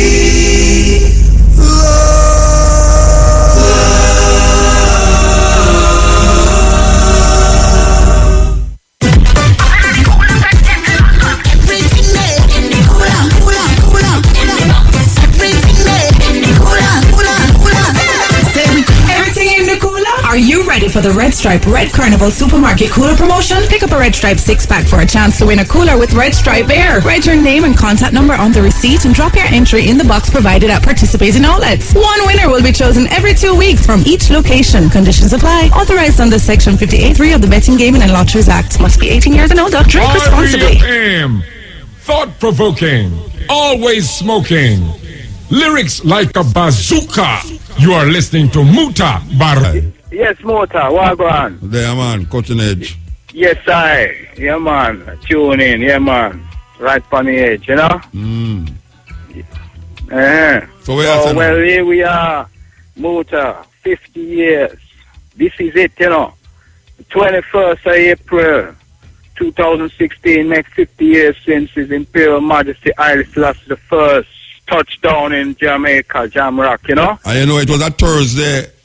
Yeah, Same look way, for a mystic Thursday. there. Yeah, Holy Thursday it was. Touchdown on a Holy Thursday. That man says still, you know. Yeah. So what you Yes, say? sir. So, you know, all the things planned for the 50th commemoration. All the things planned, motor. Right about now, the motorcade, when it leave from the Norman Manley Airport, we're looking for leave about 1 o'clock, you know. Looking for leave 1 o'clock. And then go down to National Heroes Park. Yeah. And then when we reach National Heroes Park, there's going to be a reef laying ceremony. Going to lay a reef at the cenotaph. And then, very importantly, on Garvey's shrine, you know. Pay respect to the Honorable Marcus Messiah Garvey. Then, after the reef laying ceremony, it'll be a somber one, you know, fairly brief. We're going to move on from the National Heroes Park, and we're going to move to Michael College. And when we go to Michael's College now, Principal Pinnock is going to actually give Prince of Myers a quick tour of the African Museum that they have there. And it's going to be an exchange of gifts. So that's the stop at Michael. Then when we go to Michael, we'll go to JC, Jamaica College. And at Jamaica College, there will be interaction with some of the students there. We hope that the cadets will be there in uniform to greet His Imperial Highness, Myers, Sally Selassie. And we hope that Bruce Golding, our former Prime Minister, will be there. Well, he's promised he will be there also to greet Prince of Myers, Sally Selassie. As we know, Bruce Golding was the head boy when His Imperial Majesty touched down in 1966 at Jamaica College. So, you know, it's an interesting mystic there. And that'll be just for the record. Jamaica College, you know, I'm a JC old boy. That's my alma mater. So, you know what I mean? I see the school as blessed in its own way. You know, the fact His Majesty chose. I was the only high school he chose to visit on his trip. And I see that as very significant. And there are many, not to blow the trumpet, no, you're Kingston College, but, you know, many predominant... No, wait, hold on, I never used to go Kingston College, man. Yeah? You never go Kingston? No, man, at Kingston Technical, me used to go. Oh, yeah. Sorry. Yeah, All right, let me not overstep that one there. Anyway, so when we leave JC Muta, we are going to go UTEC. And we have confirmation, Shelley and Fraser will be there to meet His Imperial Highness, Prince of Myers, Sally Selassie, and he'll also meet the president of UTEC, President Giles. And so there will be a meet and greet there. And then from UTEC, he will go on to UE. So we will culminate at UE where we'll have a rally, but we will What time you expect to reach at UTEC? I mean, not UTEC, university. What time? Well, everything depends on how it goes because we're making the several stops and the interaction. I only want to be too precise, but we'll hope to be at UA certainly by 4:30. We hope to be there, but everything according to how everything move at each campus, you know, because we're making so many stops. Okay. You know what I mean, Muta? Yeah. So I don't want to be, so it'll have its own natural mystic, you know? I mean, also the eye is supposed to be over at Michael anyway. Yeah, we are broadcast live from Michael. Yes, sir. We'll give thanks, you know? Yeah. Yeah, man, so what time you going to reach at Michael? That's a good question, you know. I want to tie it up. We're supposed to... We will meet, we should be at Michael, just about 1:30, a little after 1:30, we should touch down. Nobody no work out like, it's going to take that time to that time for reach it, so that time for that time for reach it, so we work it out. But I don't want to be held fast, you know, we work out the parameters, but we have some leeway, you know, 15 or 20 minutes either side. So we could get a bit there earlier, we could get later, you know. So you don't know what time you're going to reach now? You don't know, you're going to reach between 1 and 1:30, 2 and 2:30, you don't know. Well, we know if we leave the airport at 1 o'clock. Yeah. We know, say, we're going to be reaching Michael, it's going to definitely be after 1:30. It's going to be, you know what I mean, getting close to the 2 o'clock mark. If we leave the airport at 1, you know. So, but I don't want to be like, it's not going to support is going to be very disciplined, but it's not going to be absolutely hardwired. You know what I mean? Where it's you like, know what? Tell the people them say you go there at GSC, and then you can't tell them when you go there at GSC. You know what? They must turn up you mean from morning to hello, evening some for it at latitude, GSC. but we'll be at JC definitely after 2 o'clock. We're not going to reach JC till about 2:30. I can say that for sure. Okay. It'll be after 2 o'clock we reach JC. Because the Michael trip to JC, after we're traveling from, from basically downtown to uptown. So, you know what I mean? I can tell you about 2:30 we are going to link JC, because we know the student, them, a lot of them will have left, but some of the students will be there, especially awaiting the delegation to arrive, you know? Yeah. Yeah, man. So, but the ones who are going to be there waiting, and what's going to happen is you're going to have some ones, at each campus waiting for our arrival. They will, just wait and hold steady, and the delegation will come. The delegation will be there. See? Yeah. All right. So my thing is that we just glorify His Majesty's trip to Jamaica. We're making these stops. They're very symbolic stops, but they're important. These are the stops His Majesty made when he visited Jamaica. So when you go to Payne Avenue, Payneland, when you go there? Oh, that's Friday. Oh, we're going to have a special civic ceremony, 1 o'clock to 3 on Friday. Okay. That's special. Prince Amaya, he selected that, and him definitely say he did want to deal with that. So basically, the reality is that this is when the tangible gift him leave for Jamaica. So we have to glorify Haile Selassie High School. So we're giving out a full 2-hour ceremony. Okay. There will be several cultural presentations. There will be, spoken presentations by Jabalani Tafari. Will be giving a presentation on the contextualization of His Majesty's visit.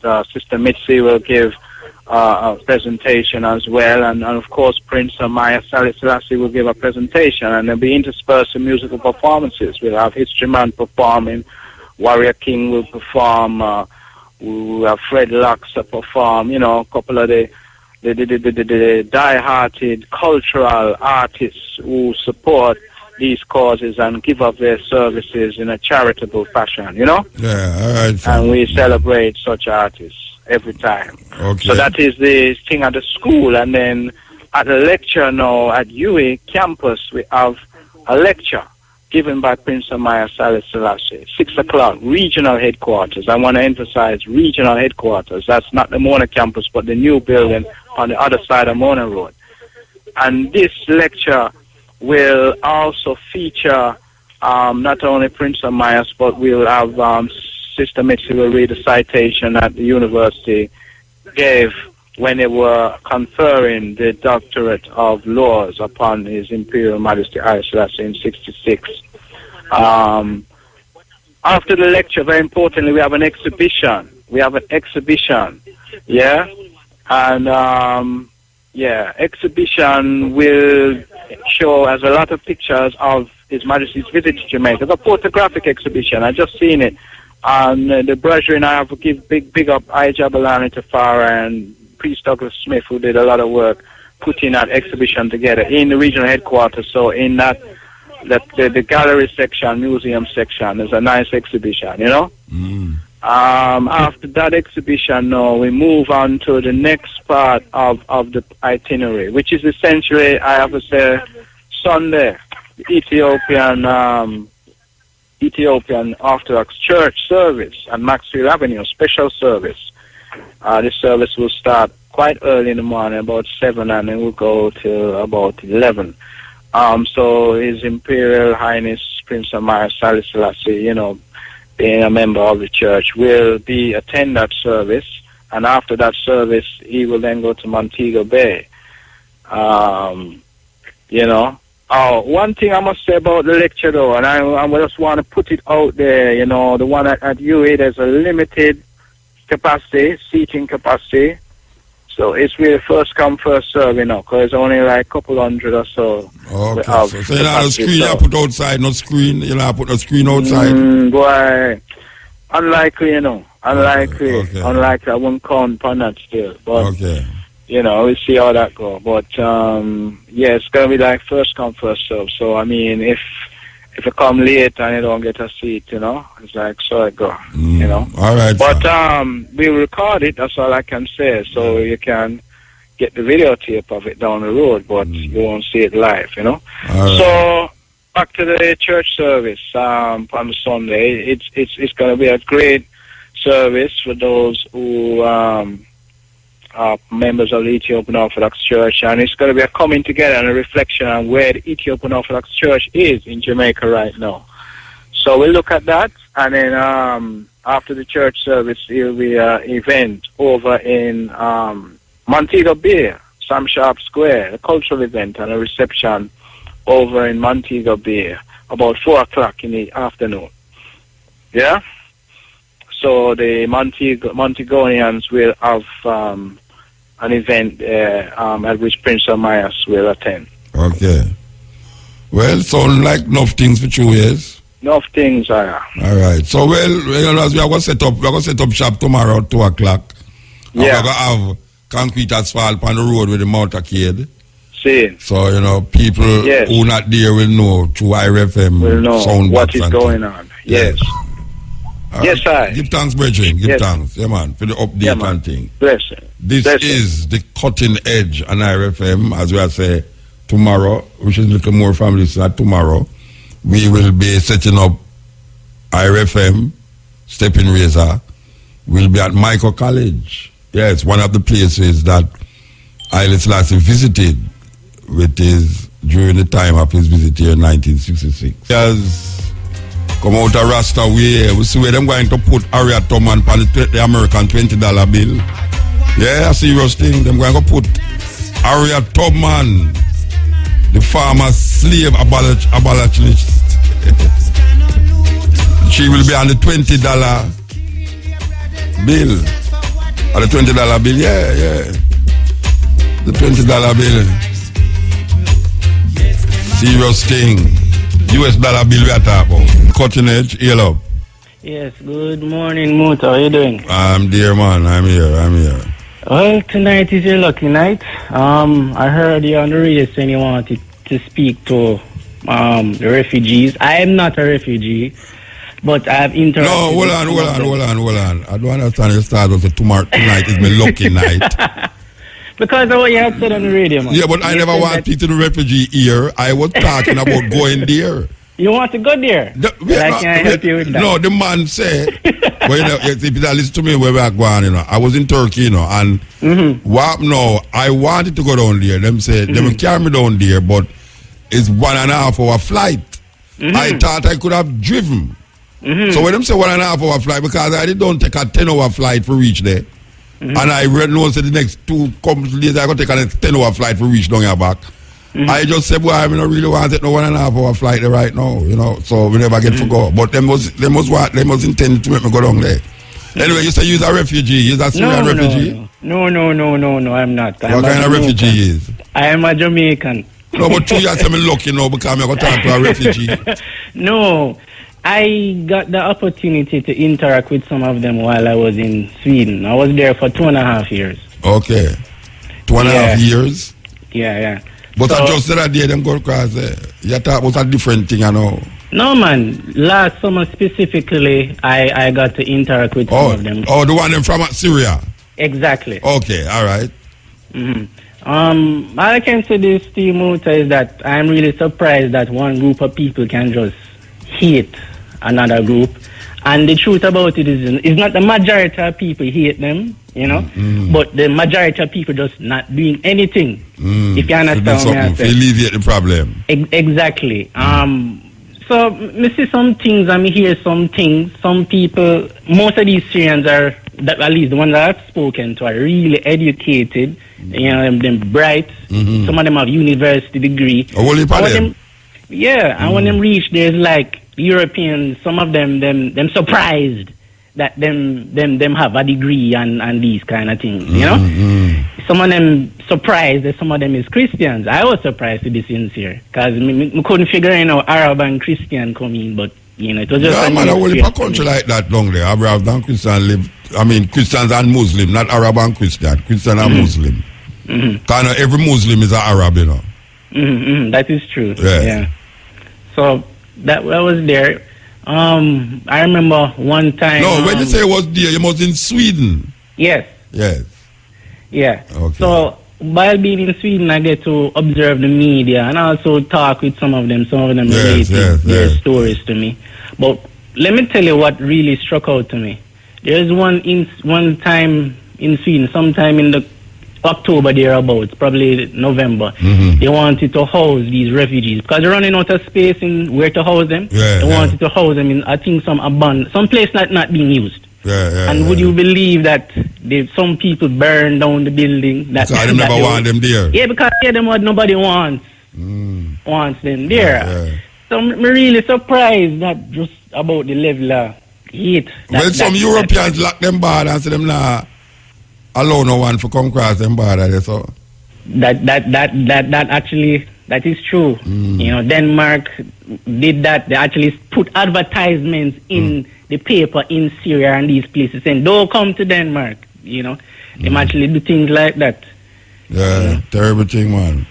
Yeah. Anyway, that's the price of war and more war and top of war, you know. You know what? The biggest thing to me as well. All this is happening, whether directly or indirectly, by the United States. You know, and the thing about it, no European nation, to my knowledge, have come out and said, "No, man, let's sanction the United States. They're sending all these people to us." You know, that has never, not once I hear that. But you hear what Obama say? Obama say the worst thing in a film tenure as president was to get rid of Gaddafi, but never have nothing to replace Gaddafi.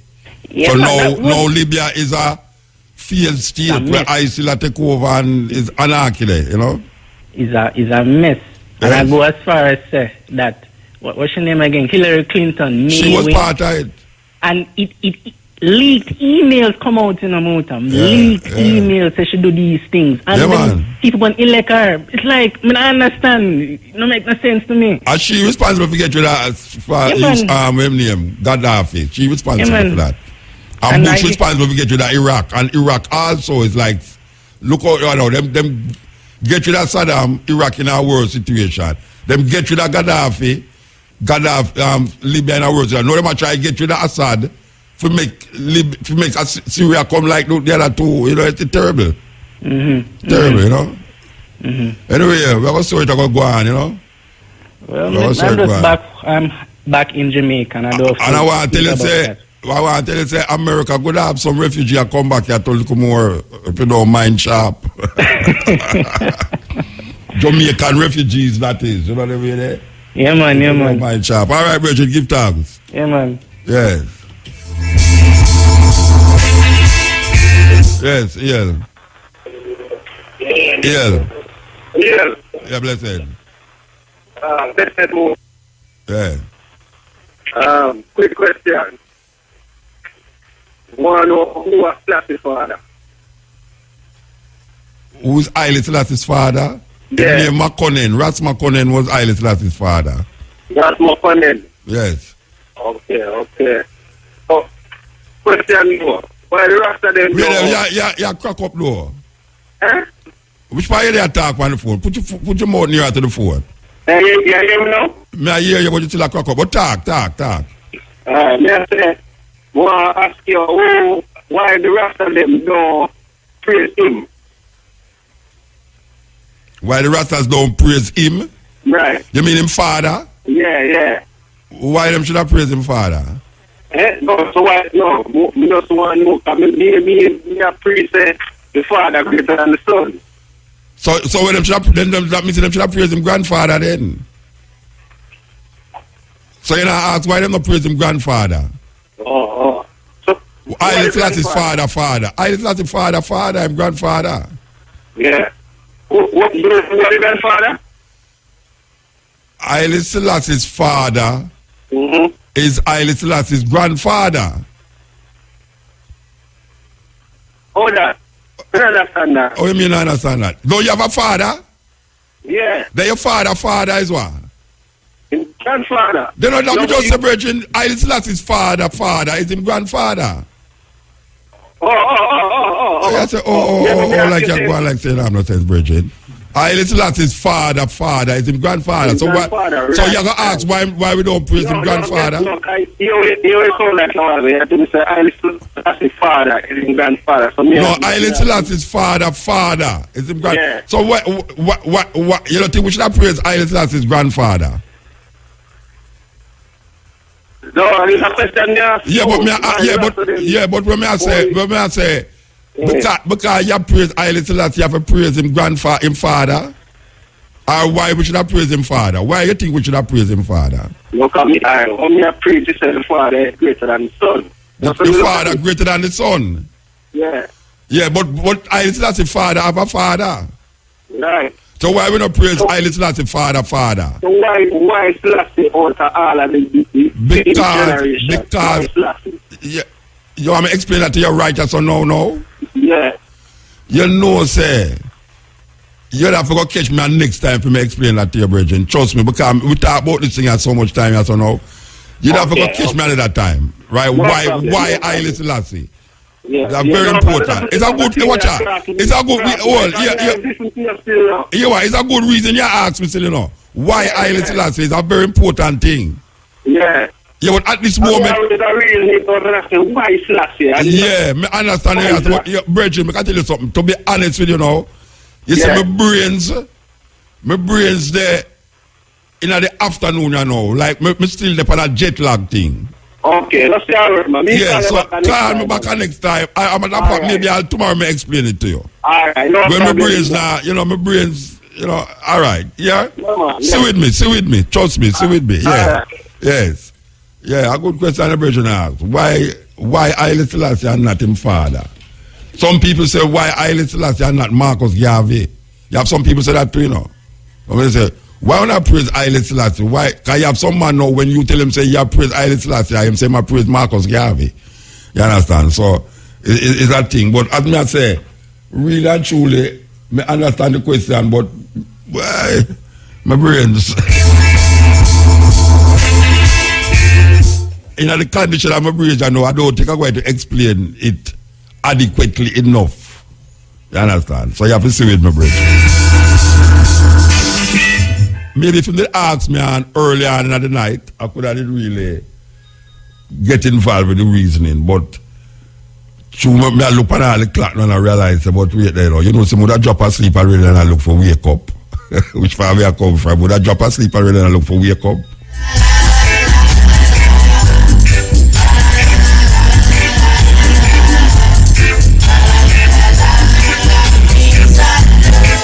Yes, yeah. The more the place, like the more morning I come for me, is the more my brains I get waggle up.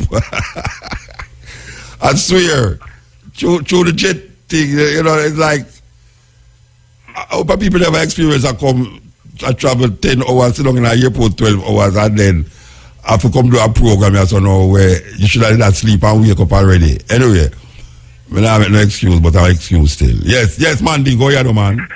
Yeah, well, yes. You have fight off the jet lag. I hear you last week. I sit down in my hotel room and listen to you and Roger. Yes. You were in Turkey at the time, right? Yeah, I did the Turkey one at the time, and then I did when I did the program, I was in Cote d'Ivoire. Ivory Coast. Yeah, I was there, and then the next week I end up in Turkey. So. Yeah, I listen to you. I listen to clear, loud and clear. Yeah, because I hear it was a wonderful thing from Ivory Coast, you know what I mean? Yeah, man, sweet man. And with the music scene and our radio station and the artists, the reggae artists in Ivory Coast, I show you the fight where I say do for promote reggae and that type of thing, you know? Yeah, man. It was really excellent giving people insight of that who don't know, and then I will promise them so we're gonna link up with them occasionally If it's even a little 1 hour every month, to make them broadcast, that's how we broadcast this, you know, because the link is very important, you know. Well, I endorse that totally, because that is totally in line with the Marcus Garvey, I say, and the organization where we work internationally, you know. So I really endorse that. We do that at least once a month. Very good, because we need more and more of those things. Because when I was putting in the Rata, you know, when I was hearing what that female, the usual Christian indoctrination nonsense, I have to phone in, man, trying to impose the thing, you know. And today, I have to, you know, remember this historic day, 50 years since Emperor Haile Selassie the first visited Jamaica on the 21st of April 1966. At the time, I wasn't going to Kingston Senegal yet. I was still going to Campion College. But the Jesuit priest, they had to let us out of the school. So as the Emperor Selassie was coming along, you know, the motorcade along Hope Road, because traveling towards Jamaica House, coming up from Matilda's Corner, we were, all of us at Campion there, Campion College. Skillpool was at Campion at the time, too. Never go very technical yet. But we lined up along the road. And Muta, if I knew what I knew later, I would have had a camera and I would have gotten at least 2 or 3 pictures of Emperor Haile Selassie. Yeah. You know how valuable that would be now. Of course. 50 years after. Yes, because the motorcade was moved, you would have called a snail pace, you know, slow.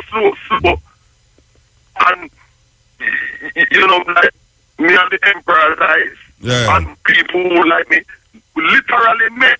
Yes, you know what I mean? Because it's close, and it's slow. If I had a camera, I would have been able to take about 3-4 pictures. Good.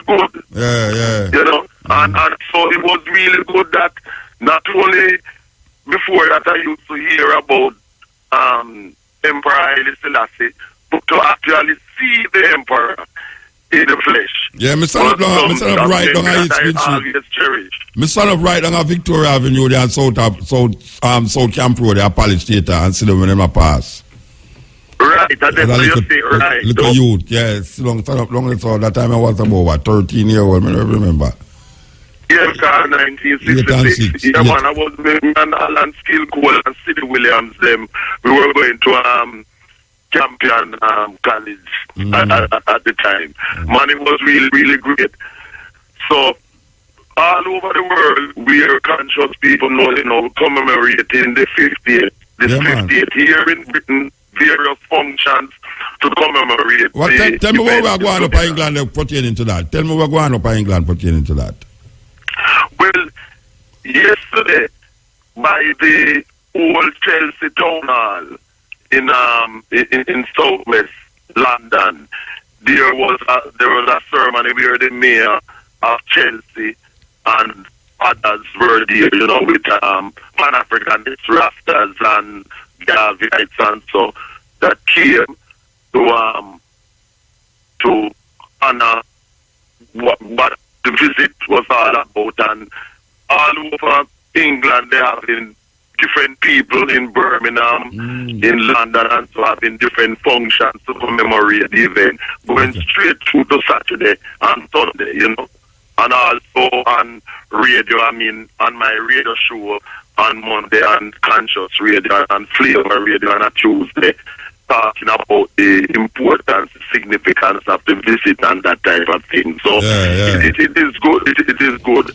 And you know what was so beautiful, that on Sunday, the Archbishop of Canterbury, the head of the church, not the head of the Church of England, because the head of the Church of England is the British monarch, so it's Elizabeth II.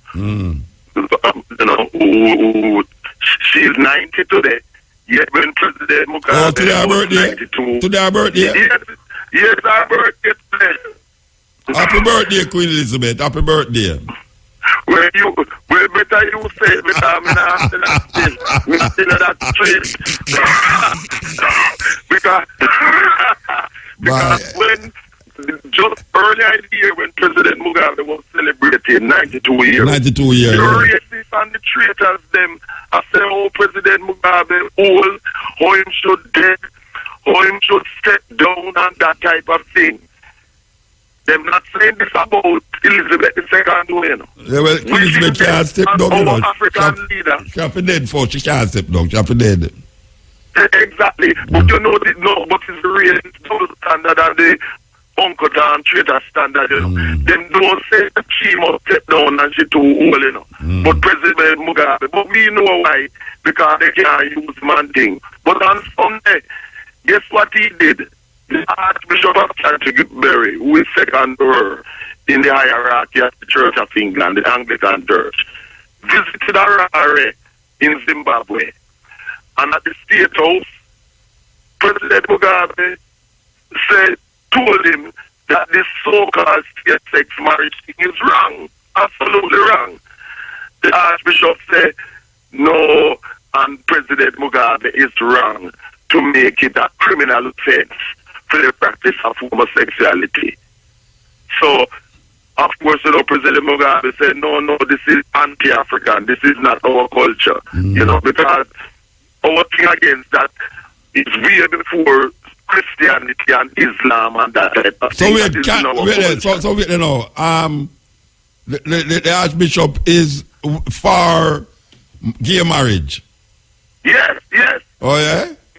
Yes, on Sunday, he told the only reason why it is not sanctioned by the Church of England, where he is second in it, because Elizabeth II is the first, is because the majority of Church of England followers are in Africa and outside of Britain, and the Anglicans in Nigeria and the rest of Africa are totally against it. Every year, the ones here try to say the Anglican Church of England should sanction it and say it is okay, like what Tony Blair and Cameron do.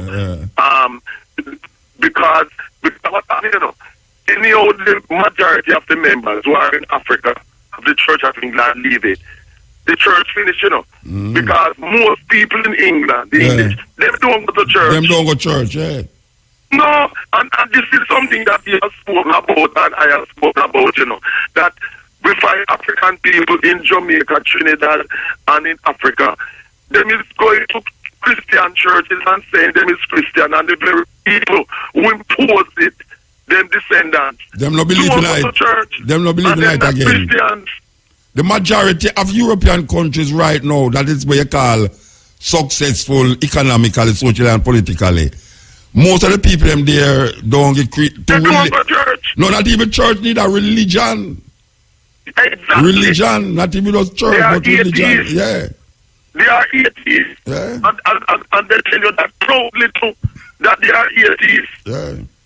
And one of the things that annoy me, and I know it annoy you to Muta, is the fact that a lot of these people, for example, in Jamaica and Trinidad and in the States and so, our women, talking about do good, be Christian and Jesus will save and that type of thing.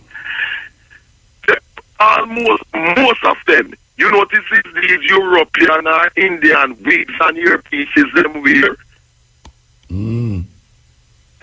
So they're not practicing something, a religion that make them compatible with them own African hair and that type of thing, you know.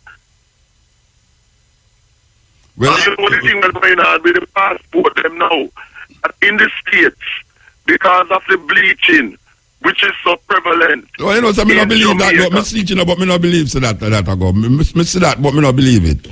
Me feel that somebody put that out there. Me not believe it. To frighten the bleachers them. But let me tell you something. You see, if it's so, serve them right.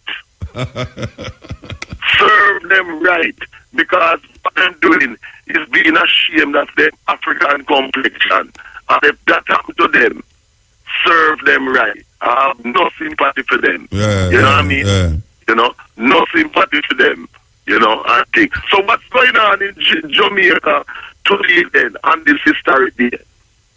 Well, we just talked about it a while ago. You just see the brethren just get outline of the reenactment of the motorcade from the east. Motorcade. Yeah, and you know the different stops where Haile Selassie did make. Stepping Razor will be in Maiko, because that was one of the major stop them where Haile Selassie make. So we will be broadcasting live from Maiko College tomorrow from 2 to 6, and we will be having intermediate. Roger Asphalt will be following the motorcade right through, so he will be telling you what's happening. Plus, there will be the Millennium Council having a gathering down Trenchtown, where next, I don't remember who's supposed to there at Trenchtown. I tell you where we're going on down there. So we're going to cover it from all angles from this side. So that means the Pinnacle and Scott's Pass and Nayabingi sentence was supposed to involve somewhere somehow well, at the same in this time. No, well, all right. What happens is that if you listen to the thing, we are going. Yeah, but it's hard to really go back over the whole thing again. All right, we go back to that. But the thing, in other words, things are going. Yeah, man, then a major thing. Our child, 50 exactly, major things. Yeah, man. You remember say, Haile Selassie visit was the biggest visit any other state ever get coming to Jamaica, you know. Yes, man. And it's the first king going to King's house, and why they're going there after that.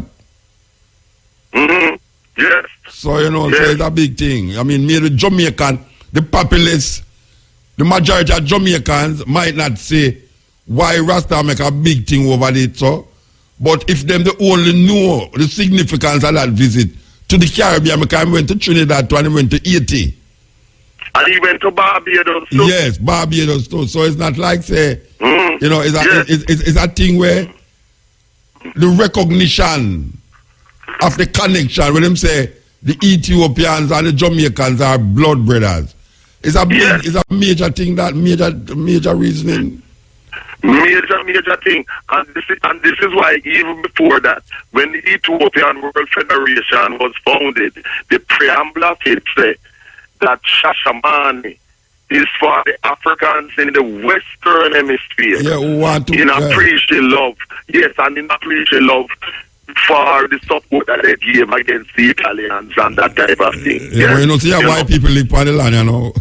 That is why white people live on deliberately say, yes, which is wrong. This is why I deliberately say, read the preamble. Not you, Muta, because you know, read the preamble of the Ethiopian World Federation.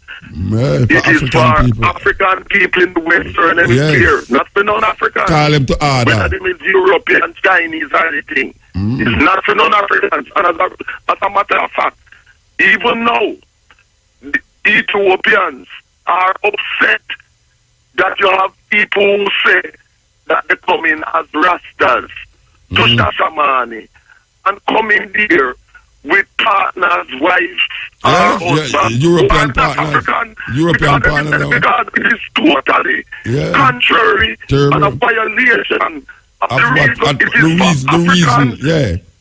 The true reason. The resettlement of Africans, not for them bring them European partners. Yeah.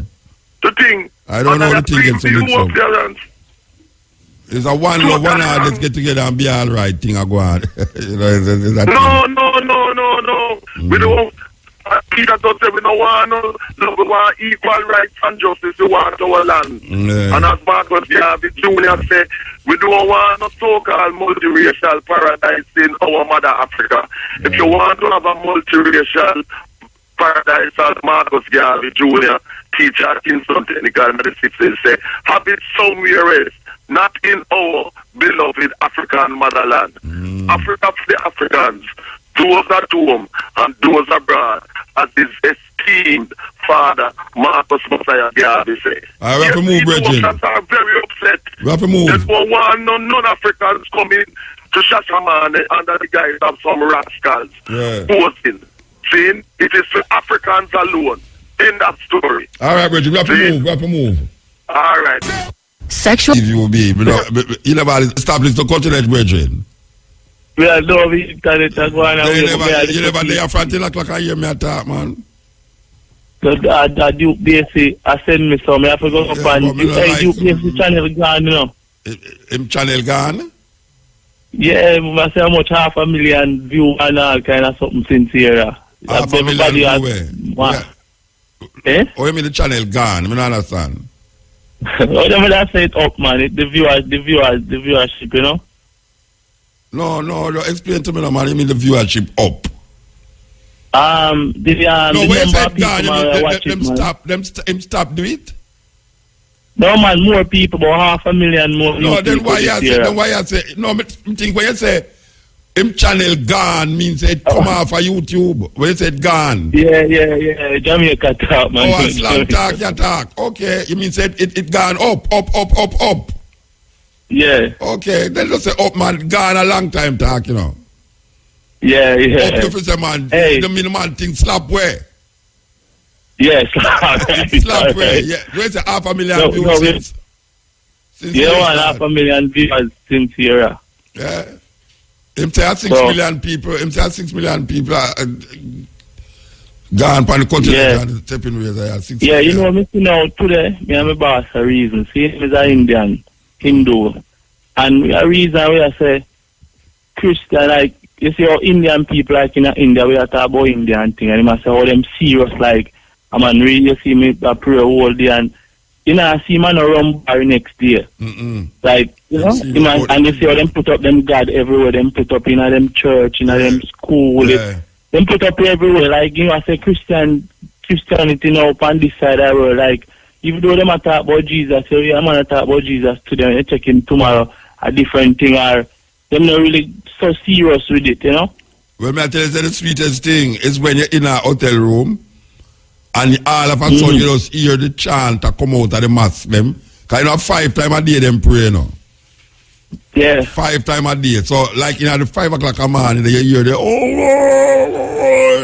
I say, yeah, it was so nice. You know what I mean? Yeah. And like I don't know. It's a daughter it's virgin. It's when you go to them place, Morocco and on that side of the world, man. It's a total different feeling, different way. Them man take them things serious. Them culture serious. Them take them expression serious, man. Cause when a man go play for culture, like in West Africa now, like Senegal, Gambia, all them places, you know, you see? And in North Africa, when them go pray, you know, them wash them on them foot first. Yeah, them wash them on, everybody have a little jug. Where them wash them and wash them foot and them have a mat. Because we bring back some of them mat, them call it prayer mat. And them pray. Okay. Yeah, 5 times a day them do that, you know. Wow. Yeah, man, 5 times a day. Them people that do ever read them Bible. And you have people, you have youth over them side that can regurgitate the beginning of the Quran and go right to the end. Wow. Them read every verse and every psalm, but every verse in the Quran, them study it. Them have school where you go, you know, Islamic school where you go and study the Quran, you know. And you read it from the beginning to the end. Yeah. And you can't stand up in front of a man and say it like what man say in the beginning, God created them and the earth was without form and void and land was upon the face of the deep. And God said, let there be light, and there was light. I saw him read the Quran go right through, you know. Straight out of head, straight out. Yeah, man. Can you imagine say me can read Genesis 1 and 2 straight out of my head? Yes. I am shocked but that I actually can read Genesis 1 and 2 straight out of my head without skip. I know people right now we have got church. I can't read it. No, I tell you, we can read it. We can read it from Genesis 1 and Genesis. And Genesis 3 too. And this thing I have to talk about, the few people that may have self, you know, some have some sister down there and them have moved, try to live with a healthy lifestyle and then we cook and thing and more time and then they are road to them go school and thing. But the options to healthy food more time, it ration out there, you know. Okay. So, alright, so you deal with, you know, you want some color, you want some veg. Certain place, but after 8 o'clock, them stop out where. Out of Jamaica, the man. You know, when you come on to chicken and get back some fish cold and... supper shop. Yeah, well, a foreign franchise there, but first time we used to have a thing name where you call it now cold supper shop, you know. Yeah. But the cold supper shop gone now, a Burger King and Kentucky take over the place. Miss Matty, you know? Yeah, Miss Matty cold supper shop gone. Totally gone. So yeah, I mean, we used to have the same problem with the car. One time I come and then I watch it late in the night. I'm telling you, I find nothing good to eat. Be a fried chicken, be a bun up chicken, man, a bun up chicken and roll a sell. Yeah. And bun, that even fish I could have find. So you have to tell the people them, say, here and now, put little vegetable pan the thing, man, can watch it now. If you look on a business level, you know, you see customer you sell, him can help you and you can get more business all the time, you know. But if you sell him too much meat, in now, go sell healthy. You see it. Yeah, but not only that, you should have gone to your bed too. That's you should have gone to your bed to that and them over that right but look what talk. You know? Many time, look what talk. Yeah, well, we're right. We can't take time. I have more vegetable me I eat from big life. My belly have no time clock in night. My belly have no clock in night from no time. But the people, right now, people in Jamaica are getting health conscious. So, yeah, you know? You kind of take to them health, you know, because they must see certain little things unfold. And I swear the government I get rid of the styrofoam box them. That is beautiful. They coffin them, they could coffin. Yeah, they little coffin them when they put the dead animal them in I see with rice. I give people, but man, I think Rasta should have walked with them calabash and them little wooden spoon. Calabash, that's when them can share them food tonight. I think so. I don't left my own, you know. I don't left my own. I think some man should have them calabash and them spoon. Yeah, I just said that. Big up Aris, you know. Yeah, Aris. They're Panama. So the people, them man, if you can cut out the white flour, white sugar, white rice, you know, white ladies, cut them out, man. Yes. You know? Yes. All these things are probably wake up in the morning, the first thing, just drink some water right away. As you wake up. You know? Yeah. Our day we call our King Yashua, you know, we get some good, some solution for certain thing, you know. Yeah, you know? Put rum in, I put alcohol and everything way back tell Yeah, that we don't like.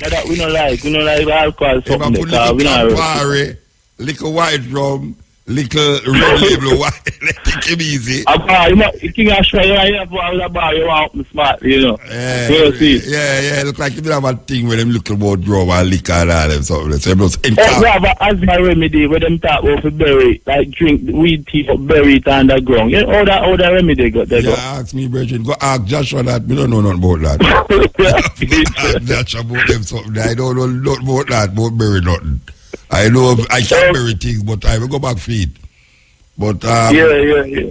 No, but every time I talk to you, they say put little brandy or little alcohol with the chicken weed. It goes straight to the it goes faster to the bloodstream. But we think the liquid, however, go same place to the bloodstream. No, him no easy, man. Everything. 90% of the time him talk, him put little alcohol in the medicine, you know. Yeah, so it don't fix you, but at the same time, I have a junk too. It don't fix you. I don't know. But give thanks to Chad, you know, because we tune in, you know. Hey, Harry a talk man, them say I put Harry a talk man and it's 20 but you know, you're the whole of the story, but you're the whole of the story still, you know, but yeah, me just mentioned it a while ago, me just mentioned it. It me having a me and I go read it, you know, believe you me, if you could have seen me you'd have seen me have the article, but I go read it. All right, we tune in. Give thanks.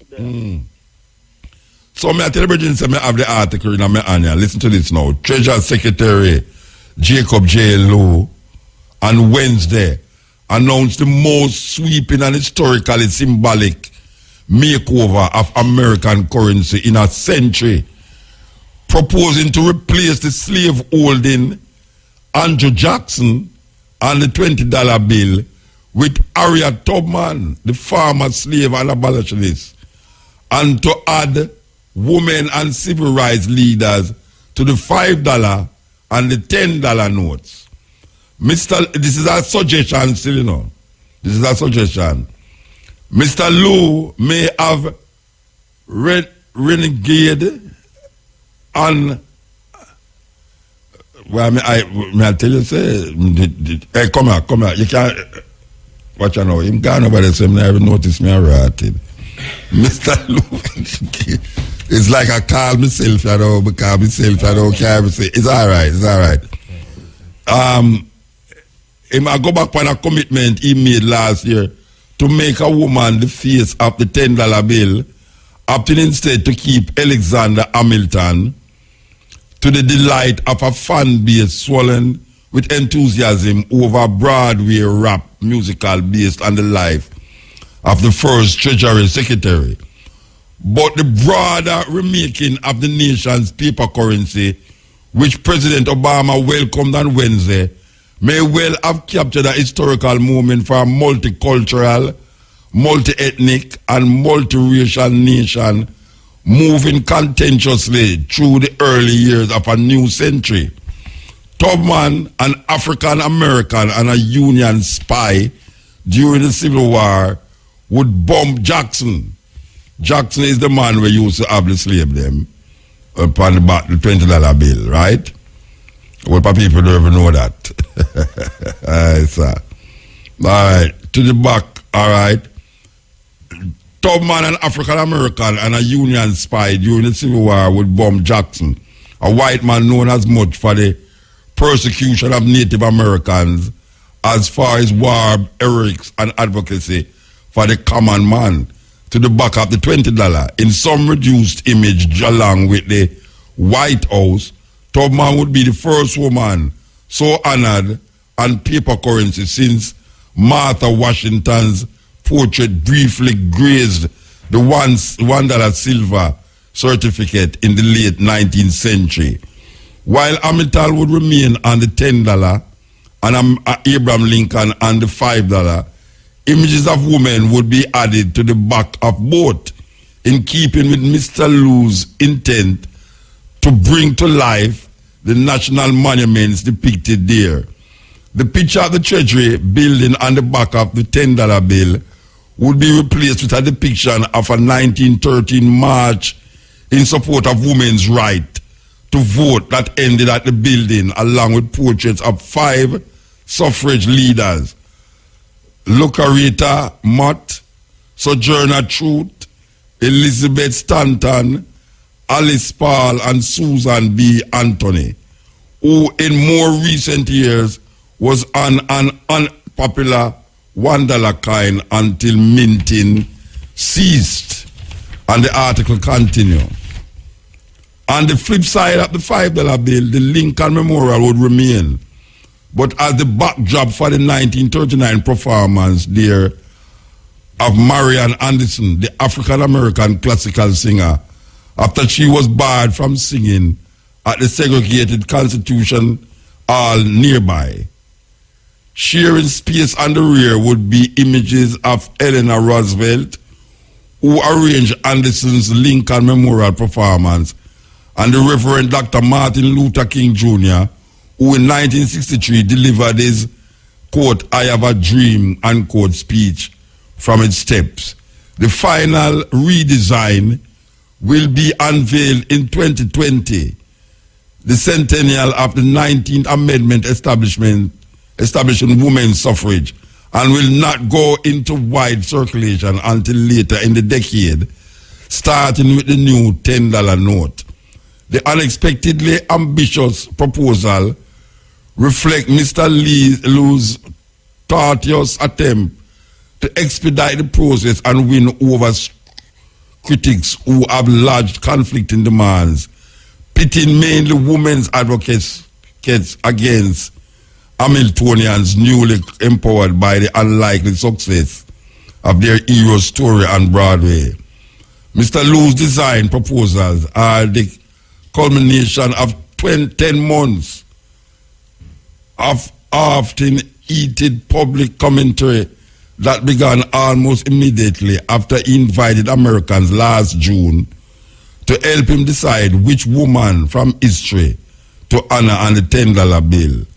That feel-good initiative proved to be hardly as simple as he first imagined. So that is the argument about changing up the look of the American dollar. You understand? One side you have a slave owner and one side you have a liberator. and is a woman. This is the cutting edge on IRFM, believe you me. Alright, I'm going to hear where I go on. So yes, Ale. Ale? Alright. Those who will be with us, clock to 5:45 and the stepping razor. Give thanks to me hungry.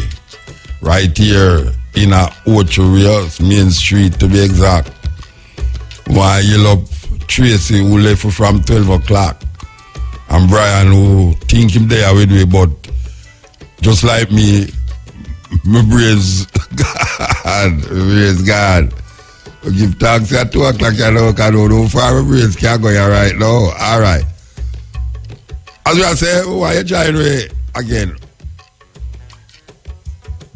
You know, to the march or the motorcade, they tracing the steps of Emperor Haile Selassie's visit to Jamaica. A big thing, you know. The only king we're going at King's House. The largest welcoming by any head of state by the people of Jamaica.